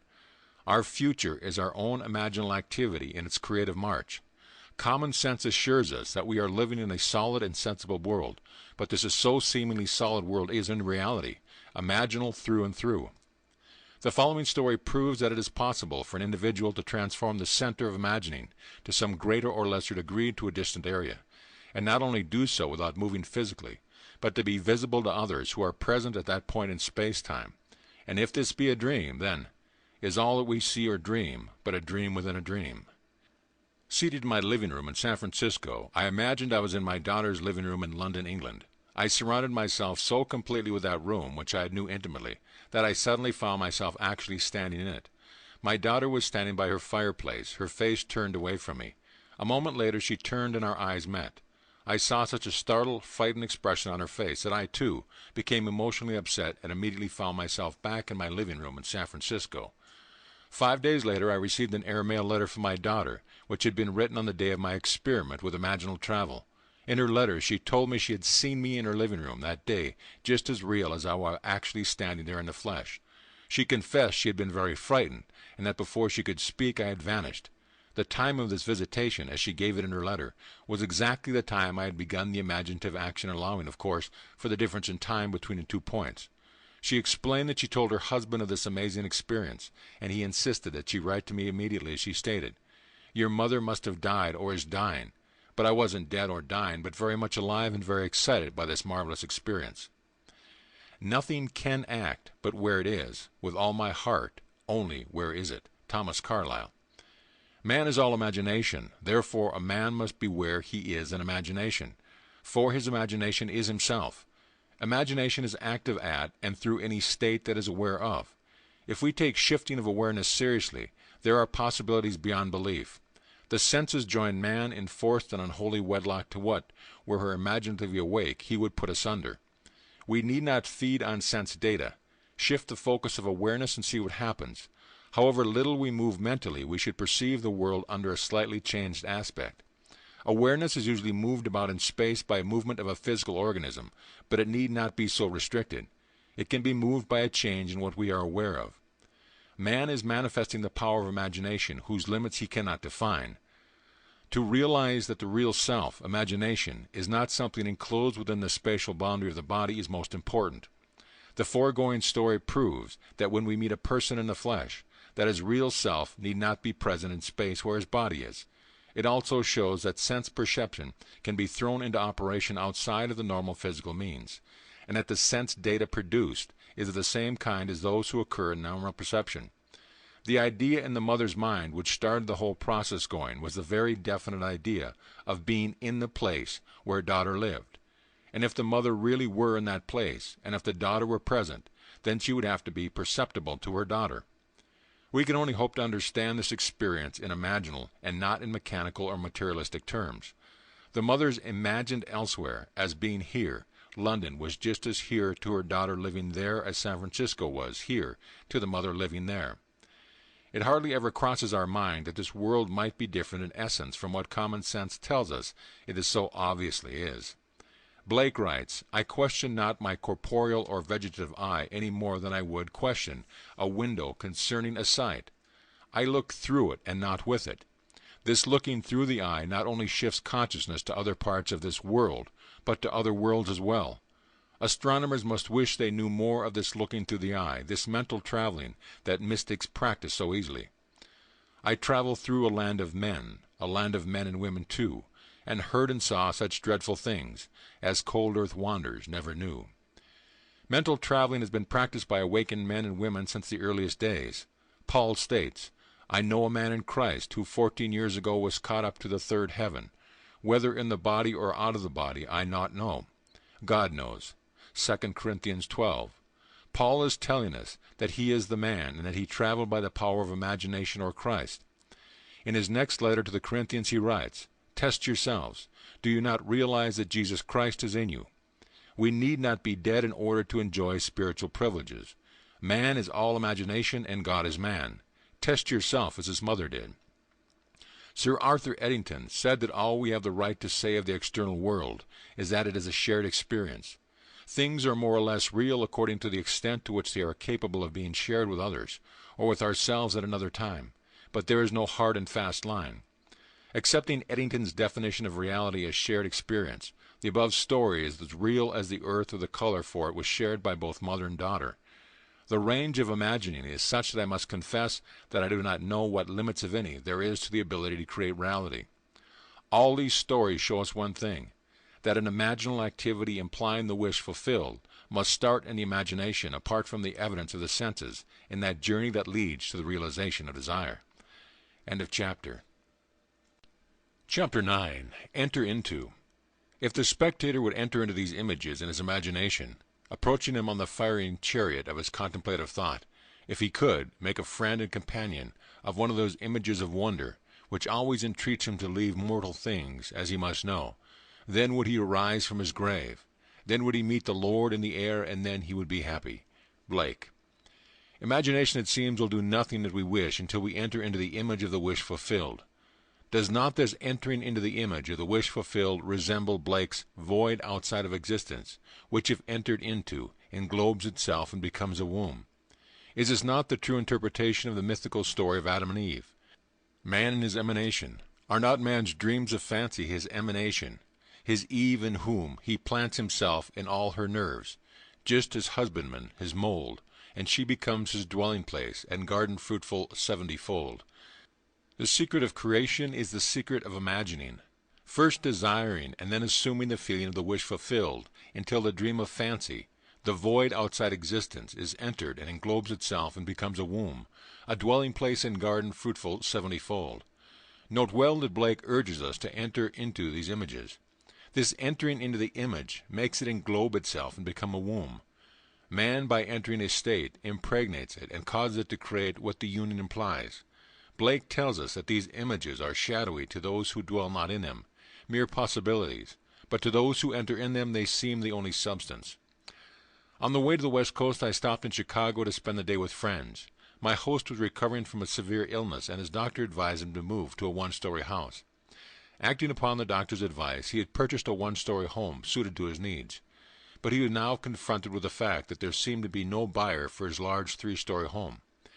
When I arrived, he was very discouraged. In trying to explain the law of constructive imagining to my host and his wife, I told them the story of a very prominent New York woman who had come to see me concerning the rental of her apartment.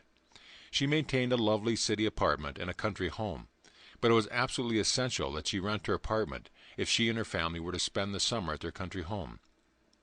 In previous years, the apartment had been rented without any difficulty early in the spring, but at the time she came to see me the season for summer sublets was seemingly over.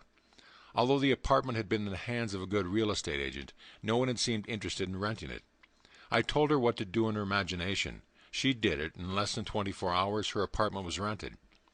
I explained how she, by the constructive use of her imagination, had rented her apartment. At my suggestion, before she went to sleep that night in her apartment in the city, she imagined she was lying in her bed in her country home. In her imagination she viewed the world from the country home rather than from the city apartment. She smelled the fresh country air. She made this so real that she actually drifted off to sleep, feeling that she was in the country. That was on a Thursday night. At 9 o'clock the following Saturday morning she phoned me from her country home and told me that on Friday a highly desirable tenant, who met all of her requirements, not only rented her apartment, but rented it on the one condition that he could move in that very day. I suggested to my friends that they build an imaginal structure, as this woman had done, and that was to sleep, imagining that they were physically present in their new home. Feeling that they sold their old home, I explained to them the wide difference between thinking of an image of their new house and thinking from the image of their new house. Thinking of it is a confession they are not in it. Thinking from it is proof that they are in it. Entering into the image would give substance to the image. Their physical occupancy of the new house would follow automatically. I explained that what the world looks like, depending entirely on where man is when he makes his observation. And man, being all imagination, must be where he is in imagination.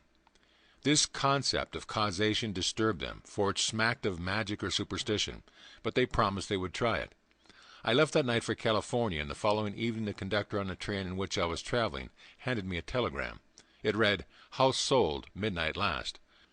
1 week later they wrote and told me that the very night I left Chicago they fell asleep physically in the old house, but mentally in the new, viewing the world from the new home, imagining how things would sound if this were true.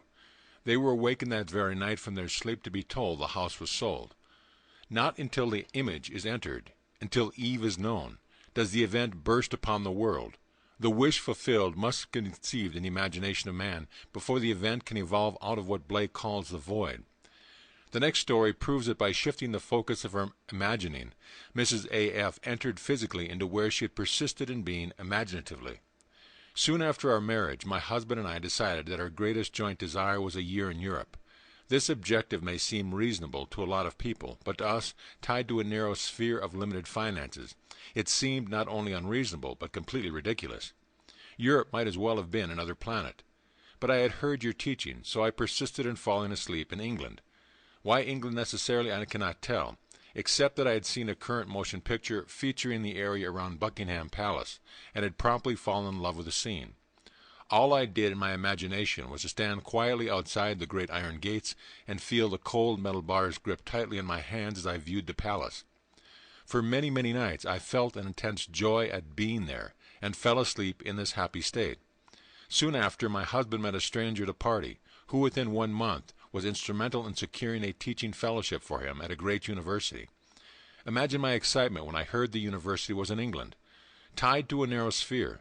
Within another month we were crossing the Atlantic, and our supposedly insurmountable difficulties melted as though they never existed.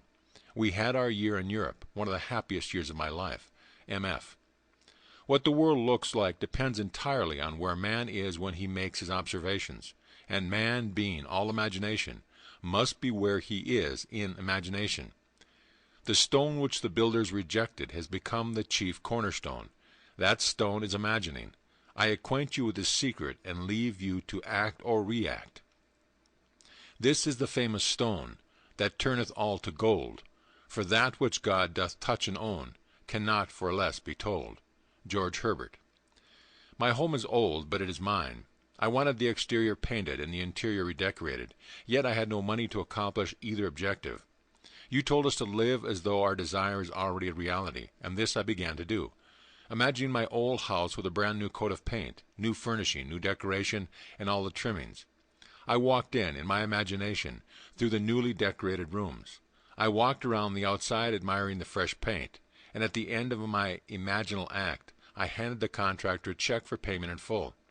I entered this imaginal scene faithfully as often as I could during the day, and each night before I fell asleep. Within 2 weeks I received a registered letter from Lloyd's of London, telling me I had inherited $7,000 from a woman I had never met. I had known her brother slightly over 40 years before, and had performed a small service 15 years ago for the lady, when his brother had died in our country, and she had written to me asking for particulars regarding his death, which I was able to provide. I had not heard from her since that time. Now here was the check for $7,000, more than enough to cover the cost of my house restoration, plus many, many other things I desired.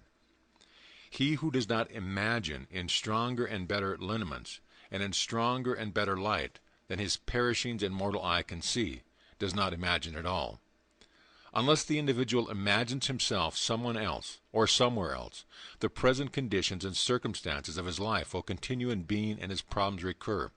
For all events renew themselves from this constant images. By him they were made, by him they continue in being, and by him they can cease to be. The secret of causation is in the assembled imagery. But a word of warning, the assemblage must have meaning. It must imply something, or will not form the creative activity, the word. End of chapter. Chapter 10. Things which do not appear. What is seen was made out of things which do not appear. Hebrew 11:3.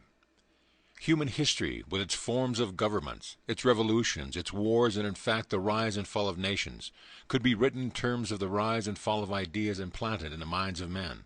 Herbert Hoover. The secret of imagining is the greatest of all problems to the solutions of which the mystic aspires.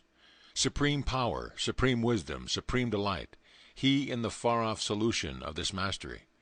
Douglas Fawcett. To refuse to recognize the creative power of man's invisible, imaginal activity is too great to be argued with. Man, through his imaginal activity, literally calls into existence the things that do not exist. By man's imaginal activity all things are made, and without such activity was nothing anything made that was made. Such causal activity could be defined as an imaginal assemblage of images, which occurring, some physical event invariably takes place. It is for us to assemble the images of happy outcome, and then keep from interfering. The event must not be forced, but allowed to happen. If imagination is the only thing that acts, or is, in existing beings of men, as Blake believed, then we should never be certain that it was not some woman treading in the winepress who began that subtle change in men's mind. This grandmother is daily treading the winepress for her little granddaughter. She writes, "This is one of those things that make my family and friends say, 'We just don't understand it.' Kim is 2.5 years old now. I took care of her for a month after she was born, and did not see her again until a year ago, and then only for 2 weeks. However, during this past year every day I have taken her on my lap in my imagination, and cuddled her and talked to her. In these imaginal acts I go over all the wonderful things about Kim. God is growing through me. God is loving through me, etc. At first I would get the response of a very young child. When I started, 'God is growing through me,' she would reply, 'Me?' Now as I start, she completes the whole sentence. Another thing that has happened is, as the months have passed, as I take her in my imagination, on my lap she has grown constantly larger and heavier. Kim hasn't even seen a picture of me in the past year, and at most I could only be a name to her. Now sometime each day her family tells me she starts talking about me, to no one in particular, just talking. Sometimes it goes on for an hour, or she goes to the phone and pretends to call. In her monologue are such bits as, 'My Dee loves me. My Dee always comes to see me every day.' Even though I know what I've been doing in my imagination, it has caused me, too, to wonder much." All imaginative men and women are forever casting forth enchantments, and all passive men and women, who have no powerful imaginative lives, are continually passing under the spell of their power. There is no form in nature which is not produced by and sustained by some imaginal activity.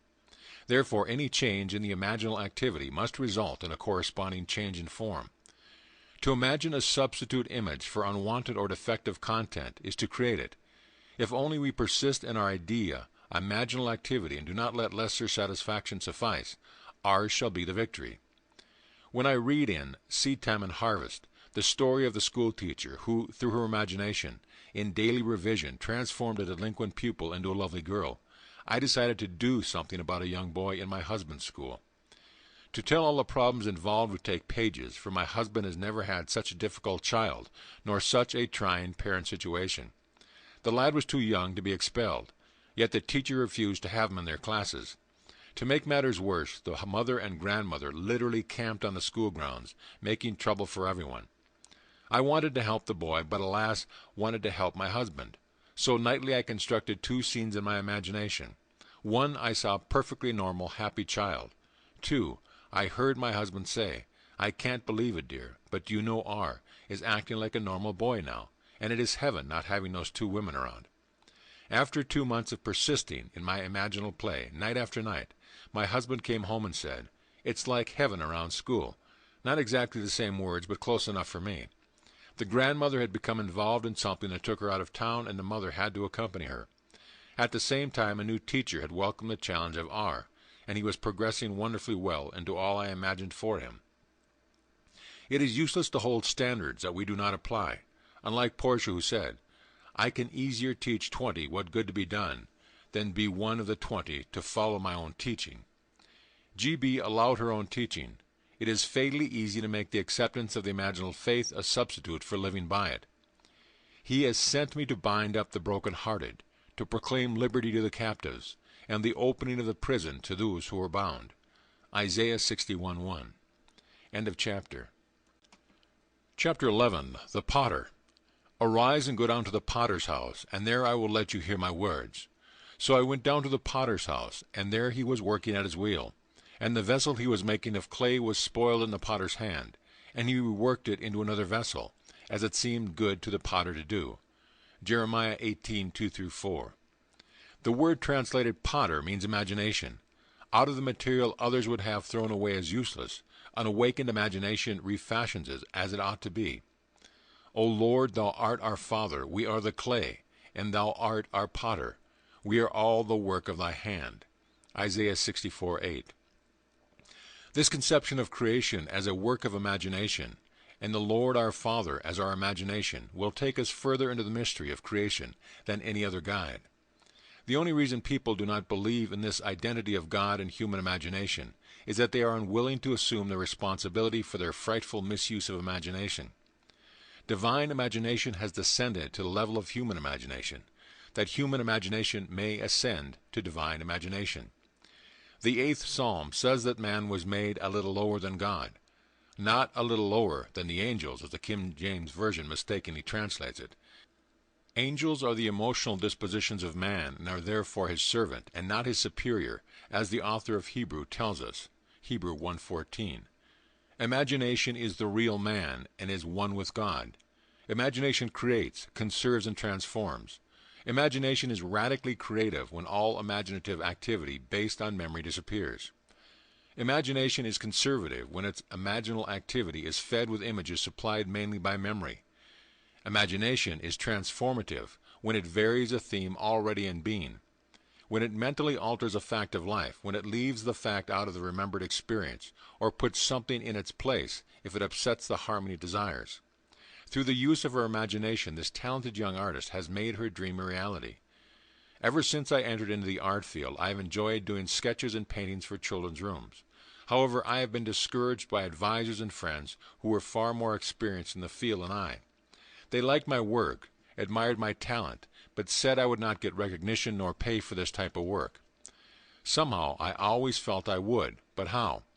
Then last fall, I heard your lectures and read your books and decided to let my imagination create the reality I desired. This is what I did daily. I imagined I was in a gallery. There was a great deal of excitement about me. On the walls hung my art, only mine, a one-woman show, and I saw red stars on many of the pictures. This would indicate that they had been sold. This is what happened. Just before Christmas, I did a mobile for a friend who showed it to return to a friend of hers, who owns an art import shop in Pasadena. He expressed a desire to meet me, so I took a few samples of my work along. When he looked at the very first painting, he said he would like to give me a one-woman show in the spring.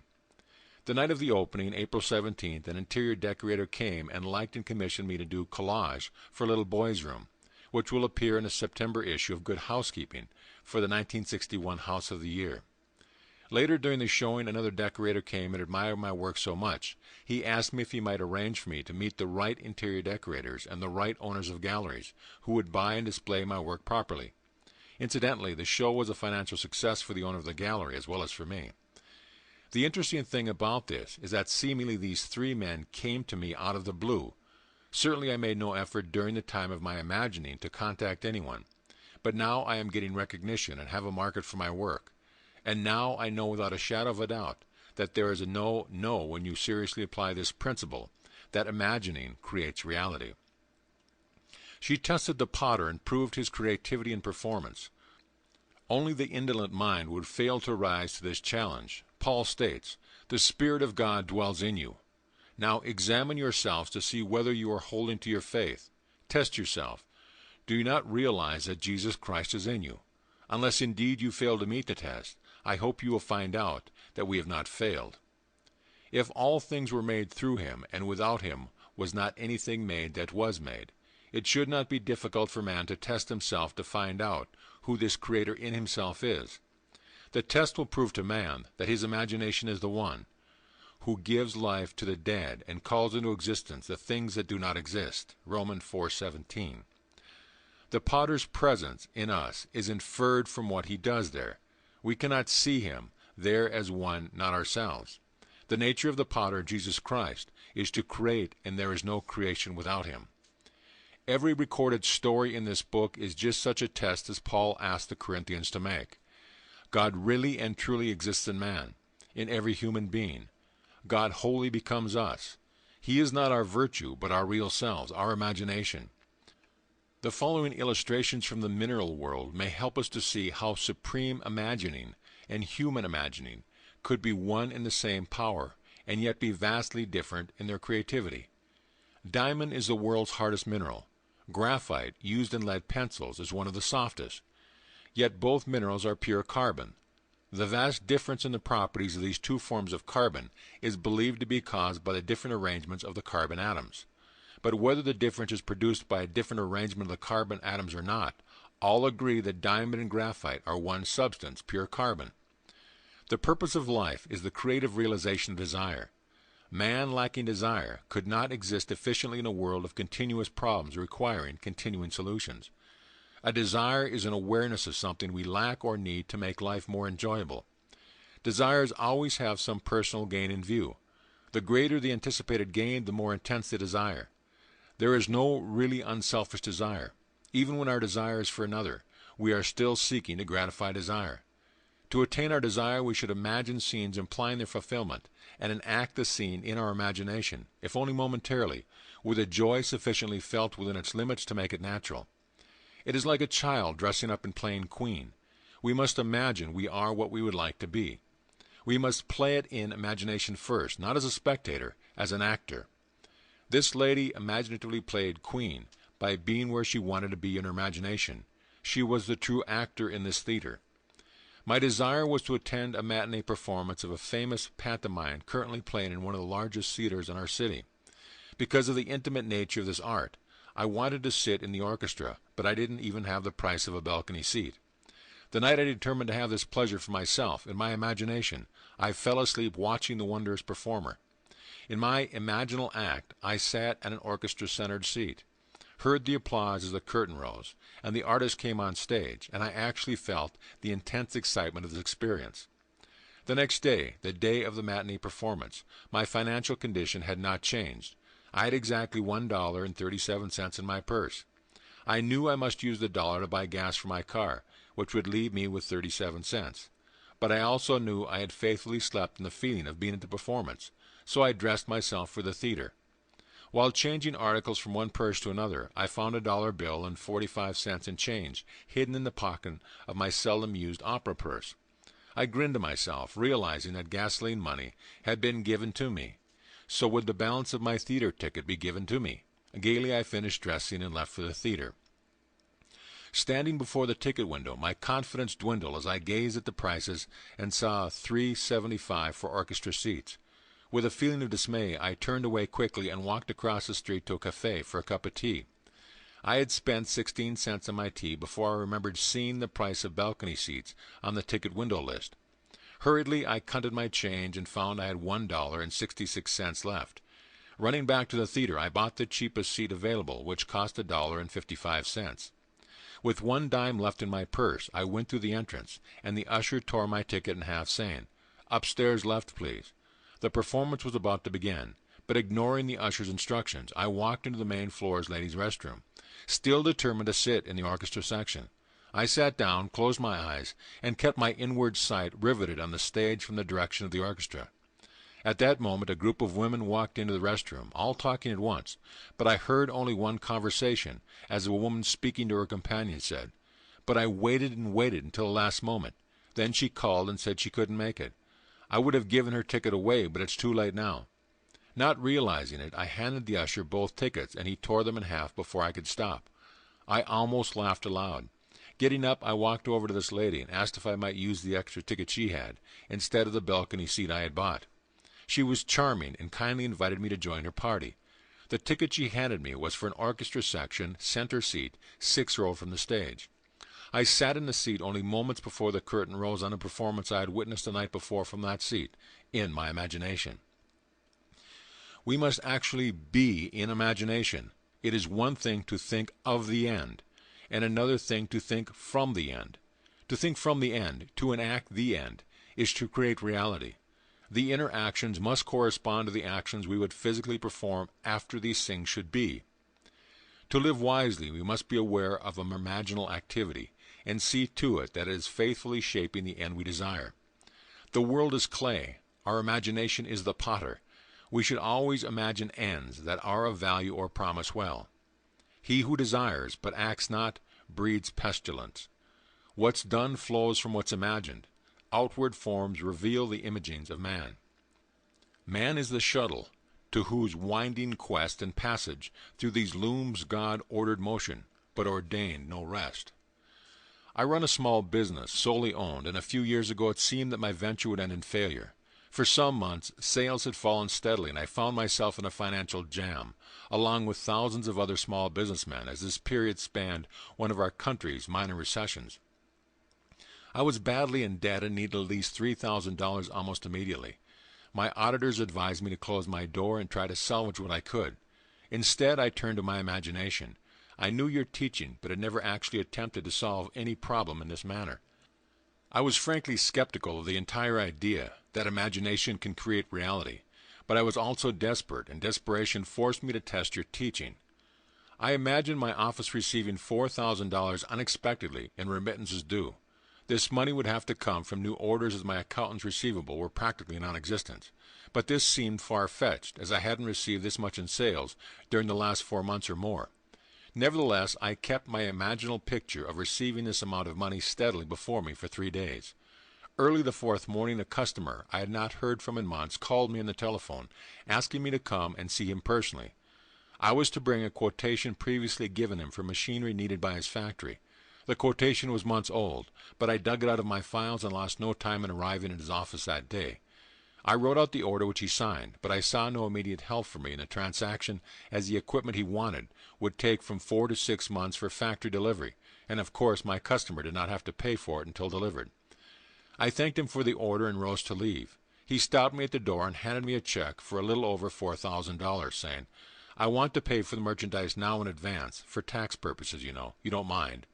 "No, I don't mind." I realized what had happened the moment I took the check into my hands.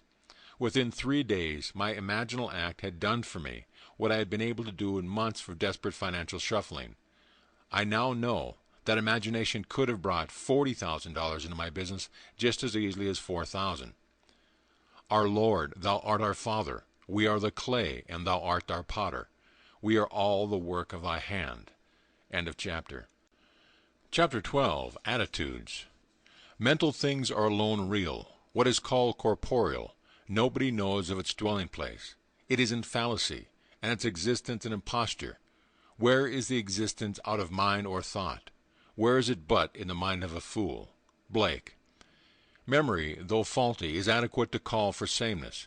If we remember another as we have known him, we recreate him in that image, and the past will be recognized in the present. Imagining creates reality. If there is room for improvement, we should reconstruct him with new content. Visualize him as we would like him to be, rather than we have him bear the burden of our memory of him. Everything possible to be believed is an image of truth. The following story is by one who believes that imagining creates reality, and acting on this belief changed his attitude toward a stranger and bore witness to this change in reality. More than 20 years ago, when I was a green farm boy newly arrived in Boston to attend school, a panhandler asked me for money for a meal. Although the money I had was pitifully insufficient for my own needs, I gave him what was in my pocket. A few hours later, the same man, by this time staggeringly drunk, stopped me again and asked me for money. I was so outraged to think the money I could so ill afford had been put to such use. I made myself a solemn pledge that I would never again listen to the plea of a street beggar. Through the years I kept my pledge, but every time I refused anyone, my conscience needled me. I felt guilty even to the point of developing a sharp pain in my stomach, but I couldn't bring myself to unbend. The early part of this year, a man stopped me as I was walking my dog and asked for money so he could eat. True to the old pledge, I refused him. His manner was gracious as he accepted my refusal. He even admired my dog and spoke of a family in New York State he knew that raised Cocker Spaniels. This time my conscience was really pricking me. As he went on his way, I determined to remake the scene as I wished it had been. So I stopped right there on the street, closed my eyes for only a few moments, and enacted the scene differently. In my imagination, I had the same man approach me, only this time he opened the conversation by admiring my dog. After we had talked a moment, I had to say to him, "I don't like to ask you for this, but I really need something to eat. I have a job that begins tomorrow morning, but I have been out of work, and tonight I am hungry." I then reached into my imaginary pocket, pulled out an imaginary $5 bill, and gladly gave it to him. This imaginal act immediately dissolved the guilty feeling and the pain. I know from your teaching that an imaginal act is fact, so I knew I could grant anyone what he asked, and by faith in the imaginal act consent to the reality of his having it.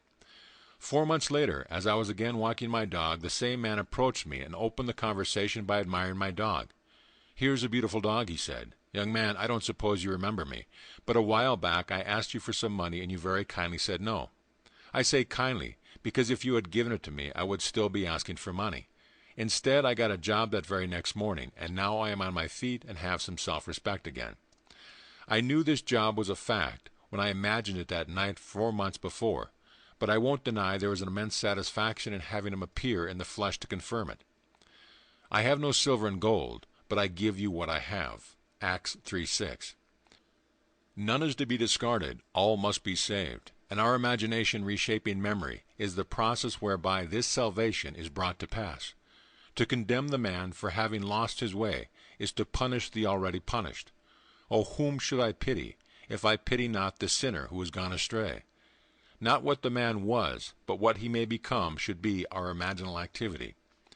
Don't you remember sweet Alice, Ben Bolt, sweet Alice whose hair was so brown, who wept with delight when you gave her a smile, and trembled with fear at your frown? If we imagine no worse of him than he of himself, he would pass as excellent. It's not the man at his best, but the imaginist exercising the spirit of forgiveness that performs the miracle. Imagining with new content transformed both the man who asked and the man who gave. Imagining has not yet had its due in the system either of moralists or educators. When it does, there will be the opening of the prisons to those who are bound. Nothing has existence for us, save through the memory we have of it. Therefore we should remember it is not as it was, unless, of course, it was altogether desirable, but as we desire it to be. Inasmuch as imagining is creative, our memory of another either furthers or hinders him, and makes his upward or downward way easier and swifter. There is no coal of character so dead that it will not glow and flame if but slightly turned. The following story shows that imagining can make rings and husbands, and move people to China. My husband, child of a broken home and raised by beloved grandparents, was never close to his mother, nor she to him. A woman of 63 in a divorce for 32 of those years, she was lonely and embittered, and by relationship with her was strained, and I was tempted to stay in the middle. By her own admission, her great desire was to remarry for companionship, but she believed this to be impossible at her age. My husband would often state to me that he hoped she would remarry, and as he fervently put it, perhaps live way out of town. I had the same wish, and as I put it, perhaps move to China. Being wary of my personal motive for this wish, I knew I must change my feeling toward her in my imaginal drama, and at the same time give her what she wanted. I began by seeing her in my imagination as a completely changed personality, a happy, joyous woman, secure and contented in a new relationship. Every time I thought of her, I would see her mentally as a new woman. About 3 weeks later she came to our house for a visit, bringing a friend she had met many months previously. The man had recently become a widower. He was her age, secure financially, and had grown children and grandchildren. We liked him, and I was excited because it was obvious they liked each other. But my husband still thought it was impossible. I didn't. From that day on, every time her image rose in my mind, I saw her extending her left hand toward me, and I admired the ring on her finger. 1 month later, she and her friend came to visit us, and as I walked forward to greet them, she proudly extended her left hand. The ring was on her finger. 2 weeks later, she was married, and we haven't seen her since. She lives in a brand new house, way out of town, and as her new husband dislikes a long drive to her house, she might as well have moved to China. There is a wide difference between the will to resist an activity and the decision to change it. He who changes an activity acts, whereas he who resists an activity reacts. One creates, the other perpetuates. Nothing is real beyond the imaginative patterns we make of it. Memory, no less than desire, resembles a daydream. Why make it a daymare?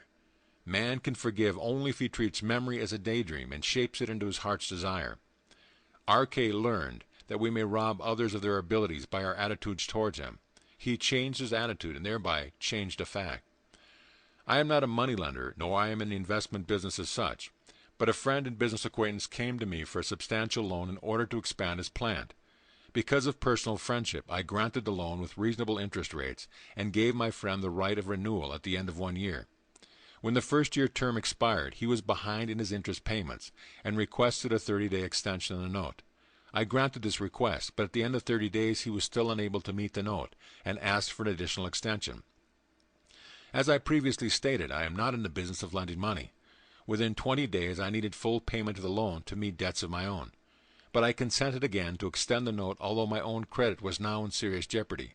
The natural thing to do was to apply legal pressure to collect, and a few years ago I would have done just that. Instead, I remembered your warning not to rob others of their ability, and I realized that I had been robbing my friend of his ability to pay what he owed.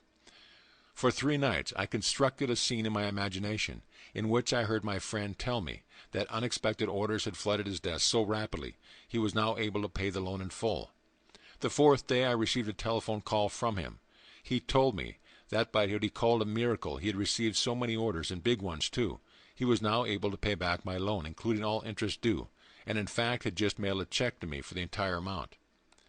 There is nothing more fundamental to the secret of imagining than the distinction between imagining and the state imagined. Mental things are alone real. Everything possible to be believed is an image of truth. End of chapter. Chapter 13. All Trivia. General knowledge is remote knowledge. It is in particulars that wisdom consists, and happiness too. Blake. We must use our imagination to achieve particular ends, even if the ends are all trivia.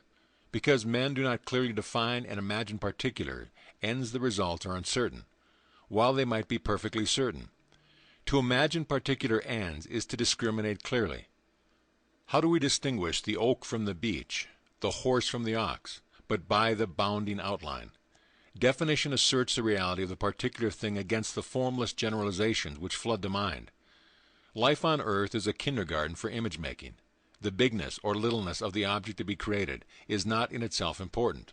The great and golden rule of art, as well as of life, said Blake, is this, that the more distinct, sharp, and wiry the bounding line, the more perfect the work of art, and the less keen and sharp, the greater is the evidence of weak imitation. What is it that builds a house and plants a garden but the definite and the determinate? Leave out this line and you leave out life itself. The following stories are concerned with the acquiring of seemingly little things, or toys as I call them, but they are important because of the clear imaginal images that created the toys. The author of the first story is one in whom it is said, "She has everything." This is true. She has financial, social, and intellectual security. She writes, "As you know, through your teaching and through my practice of that teaching, I have completely changed myself and my life. 2 weeks ago, when you spoke of toys, I realized I had never used my imagination for the getting of things, and I decided it would be fun to try. You told of a young woman who was given a hat by merely wearing that hat in her imagination. The last thing on earth I needed was a hat, but I wanted to test my imagination for this getting of things, so I selected a hat pictured in a fashion magazine. I cut the picture out and stuck it on the mirror of my dressing table. I studied the picture carefully. Then I shut my eyes, and in my imagination I put that hat on my head and wore it as I walked out of the house. I did this just once. The following week I met some friends for luncheon, and one of them was wearing the hat. We all admired it. The very next day I received a parcel by special delivery messenger. The hat was in the parcel. The friend who had worn it that day before had sent the hat to me with a note saying she did not particularly care for the hat, and didn't know why she had bought it in the first place, but for some reason she thought it would look well on me, and would I please accept it. G.L. Movement from dreams to things is the power driving humanity. We must live wholly on the level of imagination, and it must be consciously and deliberately undertaken. All my life I have loved birds. I enjoy watching them, hearing their chatter, feeding them, and I am particularly fond of the small sparrow. For many months I have fed them crumbs of morning bread, wild bird seed, and anything I believed they would eat. And for all those months I have been frustrated as I watched the larger birds, particularly the pigeons, command the area, gobbling up most of the good seed and leaving the husk for my sparrows. To use my imagination on this problem seemed facetious to me at first, but the more I thought of it, the more interesting the idea became. So one night I sat about seeing the little birds come in for their full share of daily offering, and I would tell my wife that the pigeons no longer interfered with my sparrows, but took their share like gentlemen, and then left the area. I continued this imaginary action for almost 1 month. Then one morning I noticed that the pigeons had disappeared. The sparrows had breakfast all to themselves for a few days. For those few days no larger bird entered the area. They did return eventually, but to this day they have never again infringed on the area occupied by my sparrows. They stay together, eating what I put out for them, leaving a full share of the area to my tiny friends. And you know, I actually believe the sparrows understand. They no longer seem to be afraid when I walk among them. This lady proves that unless our heart is in the task, unless we imagine ourselves right into the feeling of our wish fulfilled, we are not there. For we are all imagination, and must beware and what we are in imagination. In early February, my husband and I had been in our new house 1 month, a home lovely beyond telling. Perched on a rugged cliff with the ocean for our front yard, wind and sky for neighbors and seagulls for guests, we were ecstatic. If you have experienced the joy and woe of building your own house, you know how completely filled with happiness you are, and how completely empty your purse is. 100 lovely things clamored to be bought for the house, but the one thing we wanted most of all was the most useless, a picture. Not just any picture, but a wild, wonderful sea, of the sea dominated by a great white clipper ship. This picture had been in our thoughts all the month of building, and we left one living room wall free of paneling to hold it. My husband mounted decorative red and green ship lanterns on the wall to frame our picture, but the picture itself would have to wait. Draperies, carpery, all the practical things must come first. Perhaps so, but that didn't stop either one of us from seeing that picture in our imagination on that wall. One day while shopping, I strolled into a smart art gallery, and as I walked through the door, I stopped so suddenly a gentleman walking behind me crashed into an easel. I apologized and pointed to a painting hanging at head height across the room. That's what did it. I'd never seen anything so wonderful. He introduced himself as the owner of the gallery and said, "Yes, an original by the greatest English painter of clipper ships the world has ever known." He went on to tell me about the artist, but I wasn't listening. I could not take my eye from that wonderful ship. And suddenly I experienced a very strange thing. It was only a moment in time, but the art gallery faded, and I saw that picture on my wall. I'm afraid the owner thought me a little giddy, and I was, but I finally managed to return my attention to his voice when he mentioned an astronomical price. I smiled and said, "Perhaps someday." He continued to tell me about the painter, and also about an English artist, who was the only living lithographer capable of copying the great English master. He said if you're very lucky, you may pick up one of his prints. I have seen his work. It's perfect down to the last detail. Many people prefer prints to paintings. Prints or paintings, I knew nothing about the values of either, and anyway, all I wanted was that scene. When my husband returned home that evening, I talked of nothing but the painting, and pleaded with him to visit the gallery and see it. Maybe we could find a print of it somewhere. The man said, "Yes," he interrupted, "but you know we can't afford any picture now." Our conversation ended there, but that night after dinner I stood in our living room and saw the picture on our wall. The next day my husband had an appointment with a client, which he did not want to keep, but the appointment was kept, and my husband did not return home until after dark. When he walked through the front door, I was busy in another part of the house and called a greeting to him. A few minutes later I heard hammering and walked into the living room to see what he was doing. On our wall hung my picture. In my first moment of intense joy, I remembered the man in the art gallery saying, "If you're very lucky, you may pick up one of these prints." Lucky? Well, here is my husband's part of the story. Making the call already mentioned, he entered one of the poorest, meanest little houses he had ever been to. The client introduced himself and led my husband into a tiny dark dining room, where the two of them sat down at a bare table. As my husband put his briefcase on the tabletop, he looked up and saw the picture on the wall. He confessed to me he had conducted a very sloppy interview because he couldn't take his eyes from that picture. The client signed the contract and gave a check as down payment, which, as my husband believed at the time, was $10 short. Mentioning this fact to his client, he said the check given was every cent he could afford, but added, "I've noticed your interest in the picture. It was here when I took this place. I don't know whom it belonged, but I don't want it. If you'll put the $10 in for me, I'll give you the picture." When my husband returned to his company's main office, he learned he had been in error about the amount. He was not charged $10. Our picture on the wall, and it cost us nothing. A.A. Of R.L., who writes the following letter, it must be said, "In faith, lady, you have a merry heart." One day during a bus strike, I needed to go into the downtown area and had to walk 10 blocks from my home to the nearest bus in operation. Before starting home, I recalled there was no food market on this new route, and I wouldn't be able to shop for dinner. I had enough to manage a potluck meal, but I would need bread. After shopping all day, the 10 blocks back from the bus line was all I could manage, and to go still farther to the shop for bread was out of the question. I stood very still for a moment and allowed a vision of bread to dance in my head. Then I started for home. When I boarded the bus, I was so tired I grabbed the first available seat and almost sat on a paper bag. Now on a crowded bus, tired passengers rarely looked directly at one another, so being naturally curious, I peeked into the bag. Of course it was a loaf of bread, not just any bread, but the very same bread I always buy. Trifles, all trifles, but they produce their trivia without price. Imagining accomplishes these things without the means generally reputed necessary to do so. Man rates wealth in a way that bears no relation to real values. Come, buy wine and milk without money and without price. Isaiah 55:1. End of chapter. Chapter 14. The Creative Moment. The natural man does not receive the gifts of the Spirit of God, for they are folly to him, and he is not able to understand them because they are spiritually discerned. 1 Corinthians 2:14. There is a moment in each day that Satan cannot find, nor can his watch friends find it. But the industrious find this moment and it multiply, and when it once is found, it renovates every moment of the day it rightly placed. Blake. Whenever we imagine things as they ought to be, rather as they seem to be, is the moment. For in that moment the spiritual man's work is done, and all the great events of time start forth to mold the world in harmony with that moment's altered pattern. Satan, Blake writes, is a reactor. He never acts, he only reacts. And if our attitude to the happenings of the day is reactionary, are we not playing Satan's part? Man is only reacting in his natural or Satan state. He never acts or creates. He only reacts or recreates.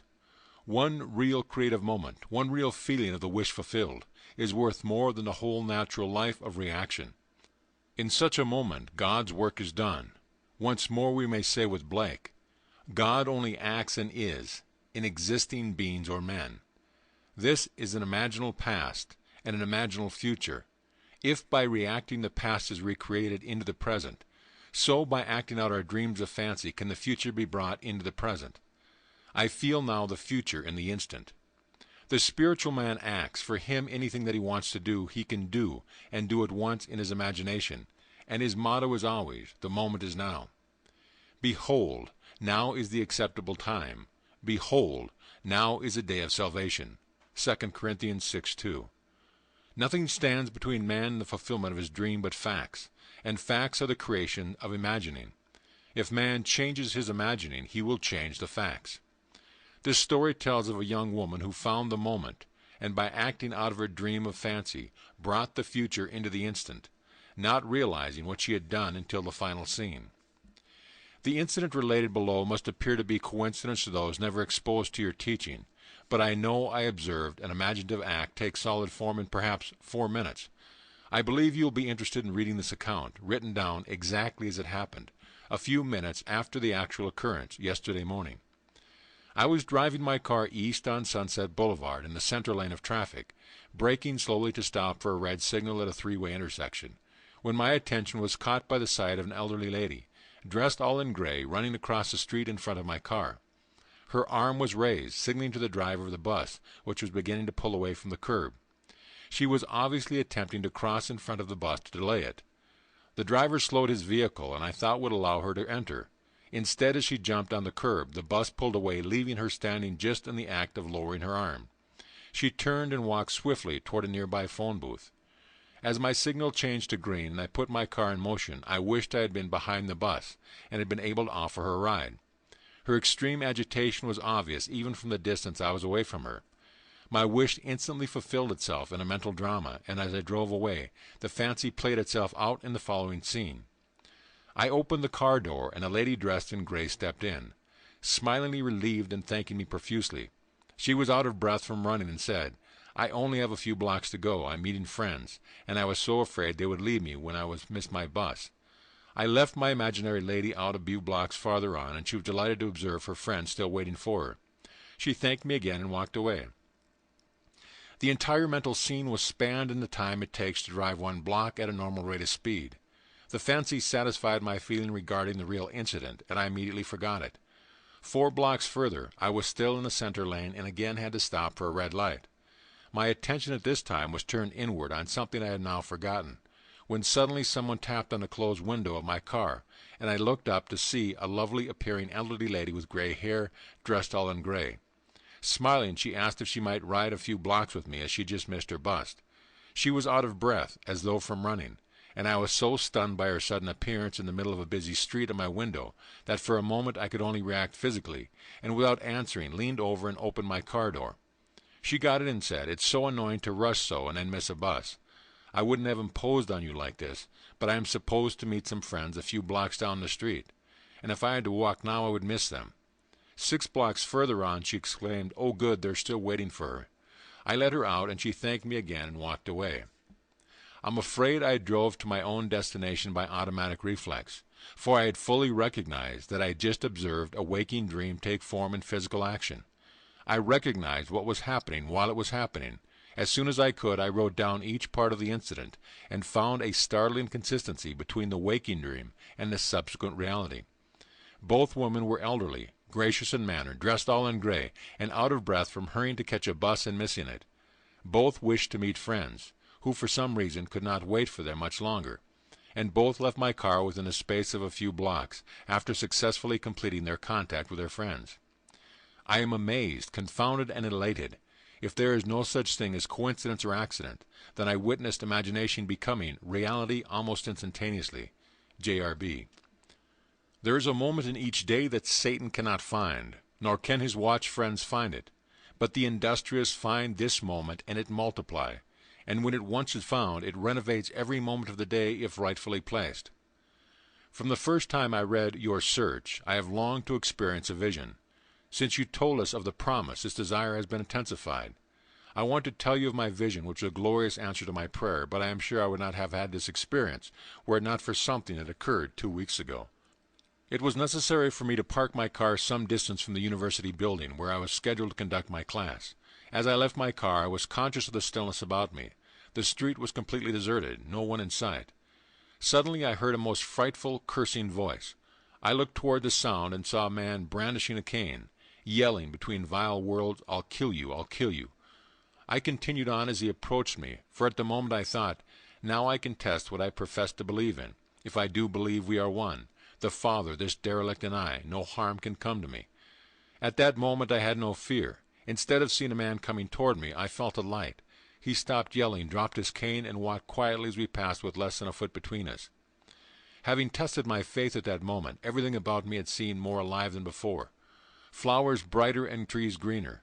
I had a sense of peace and the oneness of life I had not known before. Last Friday I drove to our country home. Nothing was unusual about the day or evening. I worked on a manuscript, and not being tired, did not try to fall off to sleep until around 2 the following morning. Then I turned off the light and drifted into that floating sensation, not asleep but drowsy as I call it, half awake and half asleep. Often while in this state, lovely unknown faces float before me, but this morning the experience was different. A perfect face of a child came before me in profile, then it turned and smiled at me. It was glowing with light and seemed to fill my own head with light. I was aglow and excited and thought, this must be the Christos. But something within me, without sound, said, no, this is you. I feel I will never be the same again, and some day I may experience the promise. G.B. Our dreams will all be realized from the time that we know that imagining creates reality and act. But imagination seeks from us something much deeper and more fundamental than creating things. Nothing less indeed than the recognition of its own oneness with God. That what it does is, in reality, God himself doing it in and through man, who is all imagination. End of chapter. Chapter 15. The Promise. 4 Mystical Experiences. In all I have related thus far, with the exception of G.B.'s vision of the child, imagination was consciously exercised. Men and women create stage plays in their imagination, plays implying the fulfillment of their desires. Then, by imagining themselves participating in these dramas, they created that which their imaginal acts implied. This is the wise use of God's law. But no man is justified before God by the law. Many people are interested in imagination as a way of life, but are not at all interested in its framework of faith, a faith leading to the fulfillment of God's promise. I will rise up your son after you, who shall come forth from your body. I will be his father, and he shall be my son. 2 Samuel 7:12-14. The promise that God will bring forth from our body a son, who will be born, not of blood, nor of the will of the flesh, nor of the will of man, but of God, does not concern them. They want to know God's law, not his promise. However, this miraculous birth has been stated clearly as a must for all mankind from the earliest days of the Christian fellowship. You must be born from above. John 3:7. My purpose here is to state again and to state it in such a language, and with such reference to my own personal mystical experiences, that the reader will see that his birth from above is far more than a part of dispensable superstructure, that it is the sole purpose for God's creation. Specifically, my purpose in recording these 4 mystical experiences is to show what Jesus Christ, the faithful witness, the firstborn from the dead, was trying to say about this birth from above. How can men preach unless they are sent? Romans 10:15. Many years ago I was taken in spirit into a divine society, a society of men in whom God is awake. Though it may seem strange, the gods do truly meet. As I entered this society, the first to greet me was the embodiment of infinite might. His was a power unknown to mortals. I was then taken to meet infinite love. He asked me, "What is the greatest thing in the world?" I answered him in the words of Paul, "Faith, hope, and love. These 3, but the greatest of these is love." At that moment he embraced me, and our bodies fused and became one body. I was knit to him, and loved him as my own soul. The words "love of God," so often a mere phrase, were now a reality with a tremendous meaning. Nothing ever imagined by man could be compared with this love which man feels through his union with love. The most intimate relationship on earth is like living in separate cells compared with this union. While I was in this state of supreme delight, a voice from outer space shouted, "Down with the blue bloods!" At this blast I found myself standing before the one who had first greeted me, he who embodied infinite might. He looked into my eyes, and without the use of words or mouth, I heard what he told me: time to act. I was suddenly whisked out of the divine society and returned to earth. I was tormented by my limitations of understanding, but I knew that on that day the divine society had chosen me as a companion, and sent me to preach Christ, God's promise to man. My mystical experience had brought me to accept literally the saying that all the world's a stage, and to believe that God plays all the parts. The purpose of the play? To transform man, the created, into God, the Creator. God loved man, his created, and became man in faith that this act of self-commission would transform man, the created, into God, the Creator. The play begins with the crucifixion of God on man, as man, and ends with the resurrection of man, as God. God becomes as we are, that we may be as he is. God becomes man, that man may become, first, a living being, and secondly, a life-giving spirit. I have been crucified with Christ. It is no longer I who live, but Christ who lives in me. And the life I now live in the flesh, I live by faith in the Son of God, who loved me and gave himself to me. Galatians 2:20. God took up himself the form of man and became obedient unto death, even death on the cross of man, and is crucified on Golgotha, the skull of man. God himself enters death's door, the human skull, and lies down in the grave of man, to make man a living being. God's mercy turned death into sleep. Then began the prodigious and unthinkable metamorphosis of man, the transformation of man into God. No man, unaided by the crucifixion of God, could cross the threshold that admits to conscious life, but now we have union with God in his crucified self. He lives in us as our wonderful human imagination. Man is all imagination, and God is man, and exists in us and we in him. The eternal body of man is the imagination, that is, God himself. When he rises in us, we will be like him, and he will be like us. Then all impossibilities will dissolve in us at the touch of exaltation, which his rising in us will impart to our nature. Here is the secret of the world. God died to give man life and to set man free. For however clearly God is aware of his creation, it does not follow that man, imaginatively created, is aware of God. To work this miracle, God had to die, then rise again as man, and none has ever expressed it so clearly as William Blake. Blake says, or rather has Jesus say, "Unless I die, thou canst not live, but if I die, I shall arise again, and thou with me. Wouldst thou love one who never died for thee, or ever die for one who had not died for thee? And if God dieth not for man, and giveth not himself eternally for man, man could not exist. So God dies, that is to say, God has freely given himself for man. Deliberately, he has become man and has forgotten that he is God, in the hope that man, thus created, will eventually rise as God. God has so completely offered his own self for man that he cries out on the cross of man, my God, why hast thou forsaken me?" He has completely forgotten that he is God. But after God rises in one man, the man will say to his brothers, "Why stand we here trembling around, calling on God for help, and not ourselves in whom God dwells?" The first man that has been raised from the dead is known as Jesus Christ, the first fruits of those who have fallen asleep, the firstborn of the dead. For man died, now by a man has come also the resurrection of the dead. Jesus Christ resurrects his dead father by becoming his father. In Adam, the universal man, God sleeps. In Jesus Christ, the individualized God, God wakes. In waking, man the created has become God, the Creator, and can truly say, "Before the world was, I am." Just as God in his love for man so completely identified himself with man that he forgot that he was God, so man in his love for God must so completely identify himself with God that he lives the life of God, that is, imaginatively. God's play which transformed man into God is revealed to us in the Bible. It is completely consistent in imagery and symbolism. The New Testament is hid in the Old Testament, and the Old is manifested in the New. The Bible is a vision of God's law and his promise. It was never intended to teach history, but rather to lead man in faith through the furnaces of affliction to the fulfillment of God's promise, to rouse man from his profound sleep and to awaken him as God. Its characters live not in the past, but in an imaginative eternity. They are personifications of the eternal spiritual states of the soul. They mark man's journey through eternal death and his awakening to eternal life. The Old Testament tells us of God's promise. The New Testament tells us not how this promise was fulfilled, but how it is fulfilled. The central theme of the Bible is the direct, individual, mystical experience of the birth of the child, that child of whom the prophet spoke. To us a child is born, to us a son is given, and the government will be upon his shoulder, and his name will be called Wonderful Counselor, Mighty God, Everlasting Father, Prince of Peace. Of the increase of his government and peace there will be no end. Isaiah 9:6-7.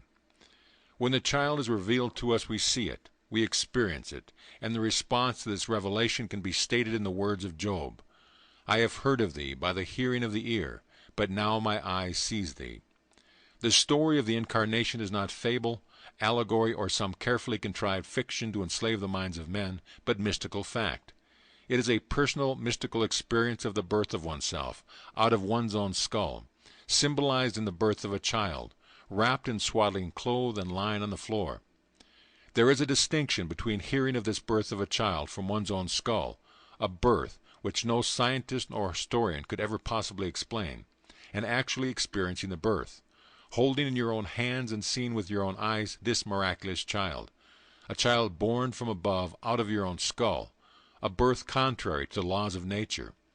The question as it is posed in the Old Testament, "Ask now and see, can a male bear a child?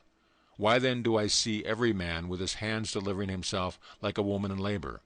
Why has every face turned pale?" The Hebrew word chalets, mistranslated loins, means to draw out, to deliver, to withdraw self. The drawing of oneself out of one's own skull was exactly what a prophet foresaw as a necessary birth from above, a birth giving man entrance into the kingdom of God, and reflective perception on the highest levels of being. Throughout the ages, deep calls to deep, rouse thyself. Why sleepest thou, O Lord? Awake. The event as it is recorded in the Gospel actually takes place in man, but of that day and that hour when the time will come for the individual to be delivered, no one knows but the Father. Do not marvel that I said to you, you must be born from above. The wind blows where it wills, and you hear the sound of it, but you do not know whence it comes or whither it goes. So it is with every one who is born of the Spirit. John 3:7-8. This revelation in the Gospel of John is true. Here is my experience of this birth from above. Like Paul, I did not receive it from man, nor was I taught it. It came through the actual mystical experience of being born from above. None can speak truly of this mystical birth from above but one who has experienced it. I had no idea that this birth from above was literally true.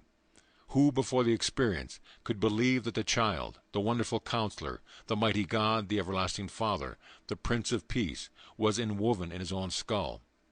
Who, before the experience, would understand that his Maker, in his husband and the Lord of hosts, is his name?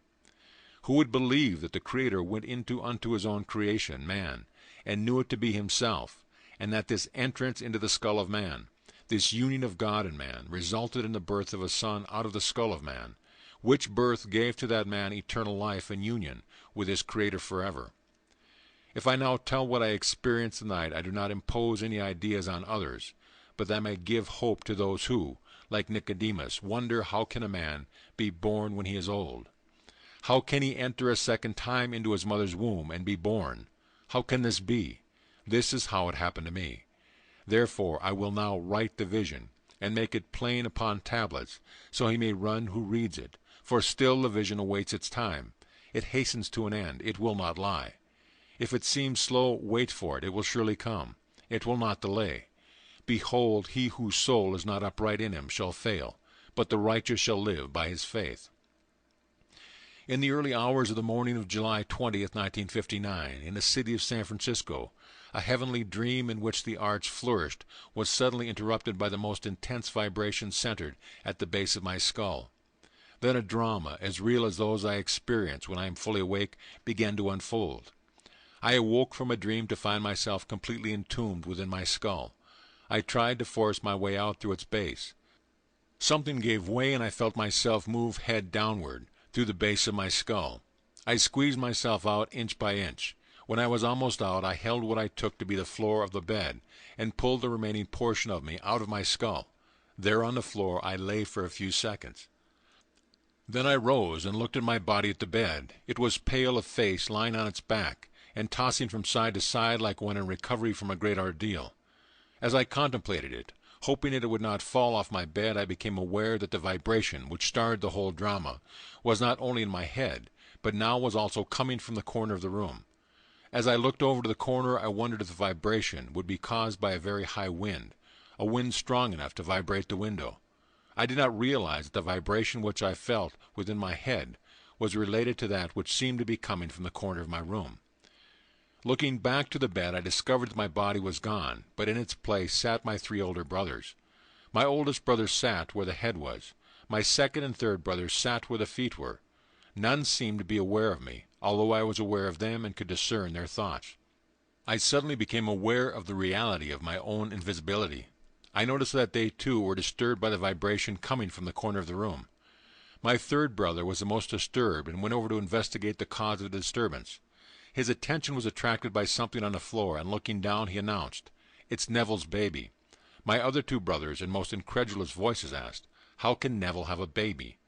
My brother lifted the infant wrapped in swaddling clothes and laid him on the bed. I then, with my invisible hands, lifted the baby and asked him, "How is my sweetheart?" He looked into my eyes and smiled, and I awoke in this world to ponder this greatest of my many mystical experiences. Tennyson has a description of death as a warrior, a skeleton, high on a night-black horse, issuing forth at midnight. But when Gareth's sword cut through the skull, there was in it the bright face of a blooming boy, fresh as a flower newborn. 2 other visions I will tell, because they bear out the truth of my assertion that the Bible is a mystical fact, that everything written about the promised child in the law of Moses and the prophets and the Psalms must be mystically experienced in the imagination of the individual. The child's birth is a sign and a portent, signaling the resurrection of David, the Lord's anointed one, of whom he said, "You are my son, today I have begotten you." Psalm 2:7.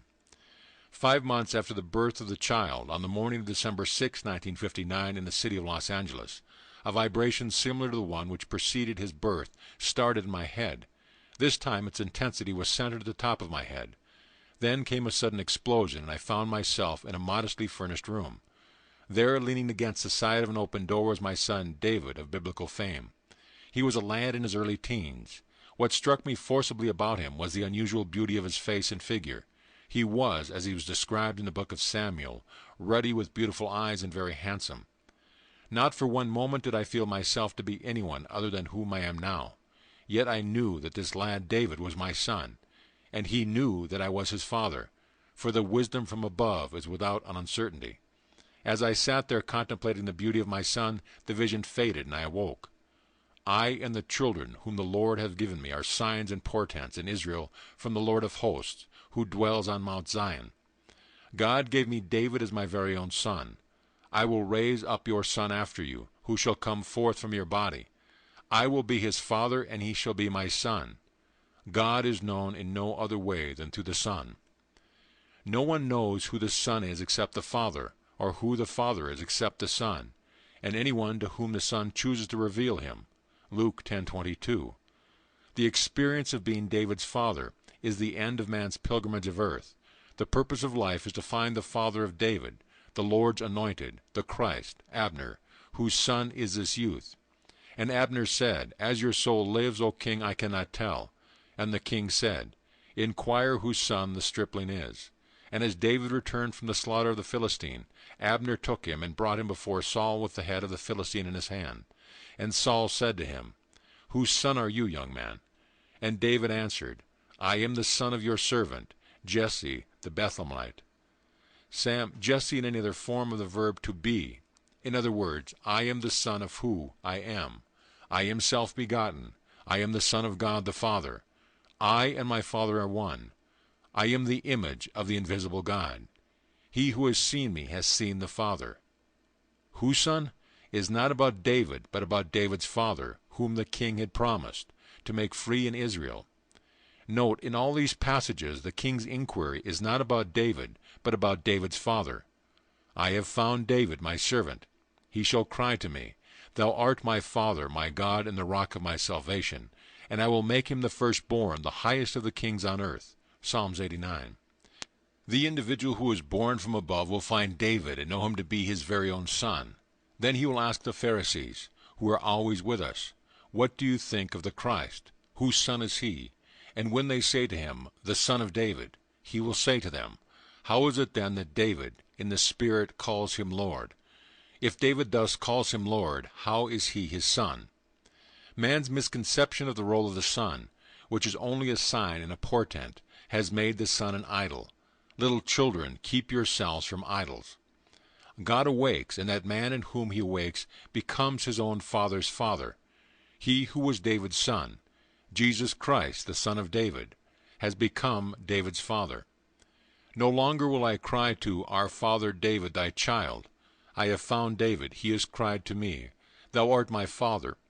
Now I know myself to be one of the Elohim, the God who became man, that man may become God. Great indeed, we confess, is the mystery of our religion. If the Bible were history, it would not be a mystery. Wait for the promise of the Father, that is, for David, God's Son, who will reveal you as the Father. This promise, says Jesus, you heard from me, and to its fulfillment at that moment in time, when it pleases God to give you his Son, as your offspring, which is Christ. A figure of speech is used for the purpose of calling attention to, emphasizing and intensifying the reality of the literal sense. The truth is literal, the words used are figurative. The curtain of the temple was torn in two, from top to bottom, and the earth shook and the rocks were split. Matthew 27:51. On the morning of April 8, 1960, 4 months after it was revealed to me that I am David's father, a bolt of lightning out of my skull split me in two from top to bottom of my skull to the base of my spine. I was cleft as though I were a tree that had been struck by lightning. Then I felt and saw myself as a golden liquid light moving up my spine in a serpentine motion. As I entered my skull, it vibrated like an earthquake. Every word of God proves true. He is a shield to those who take refuge in him.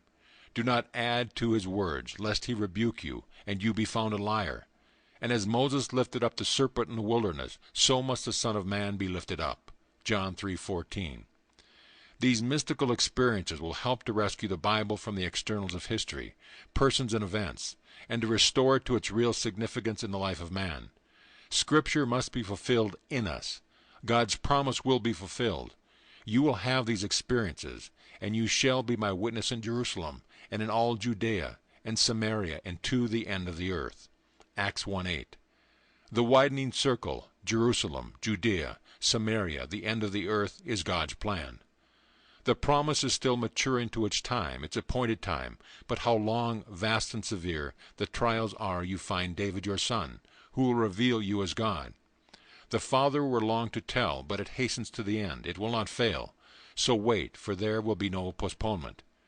Is anything too wonderful for the Lord?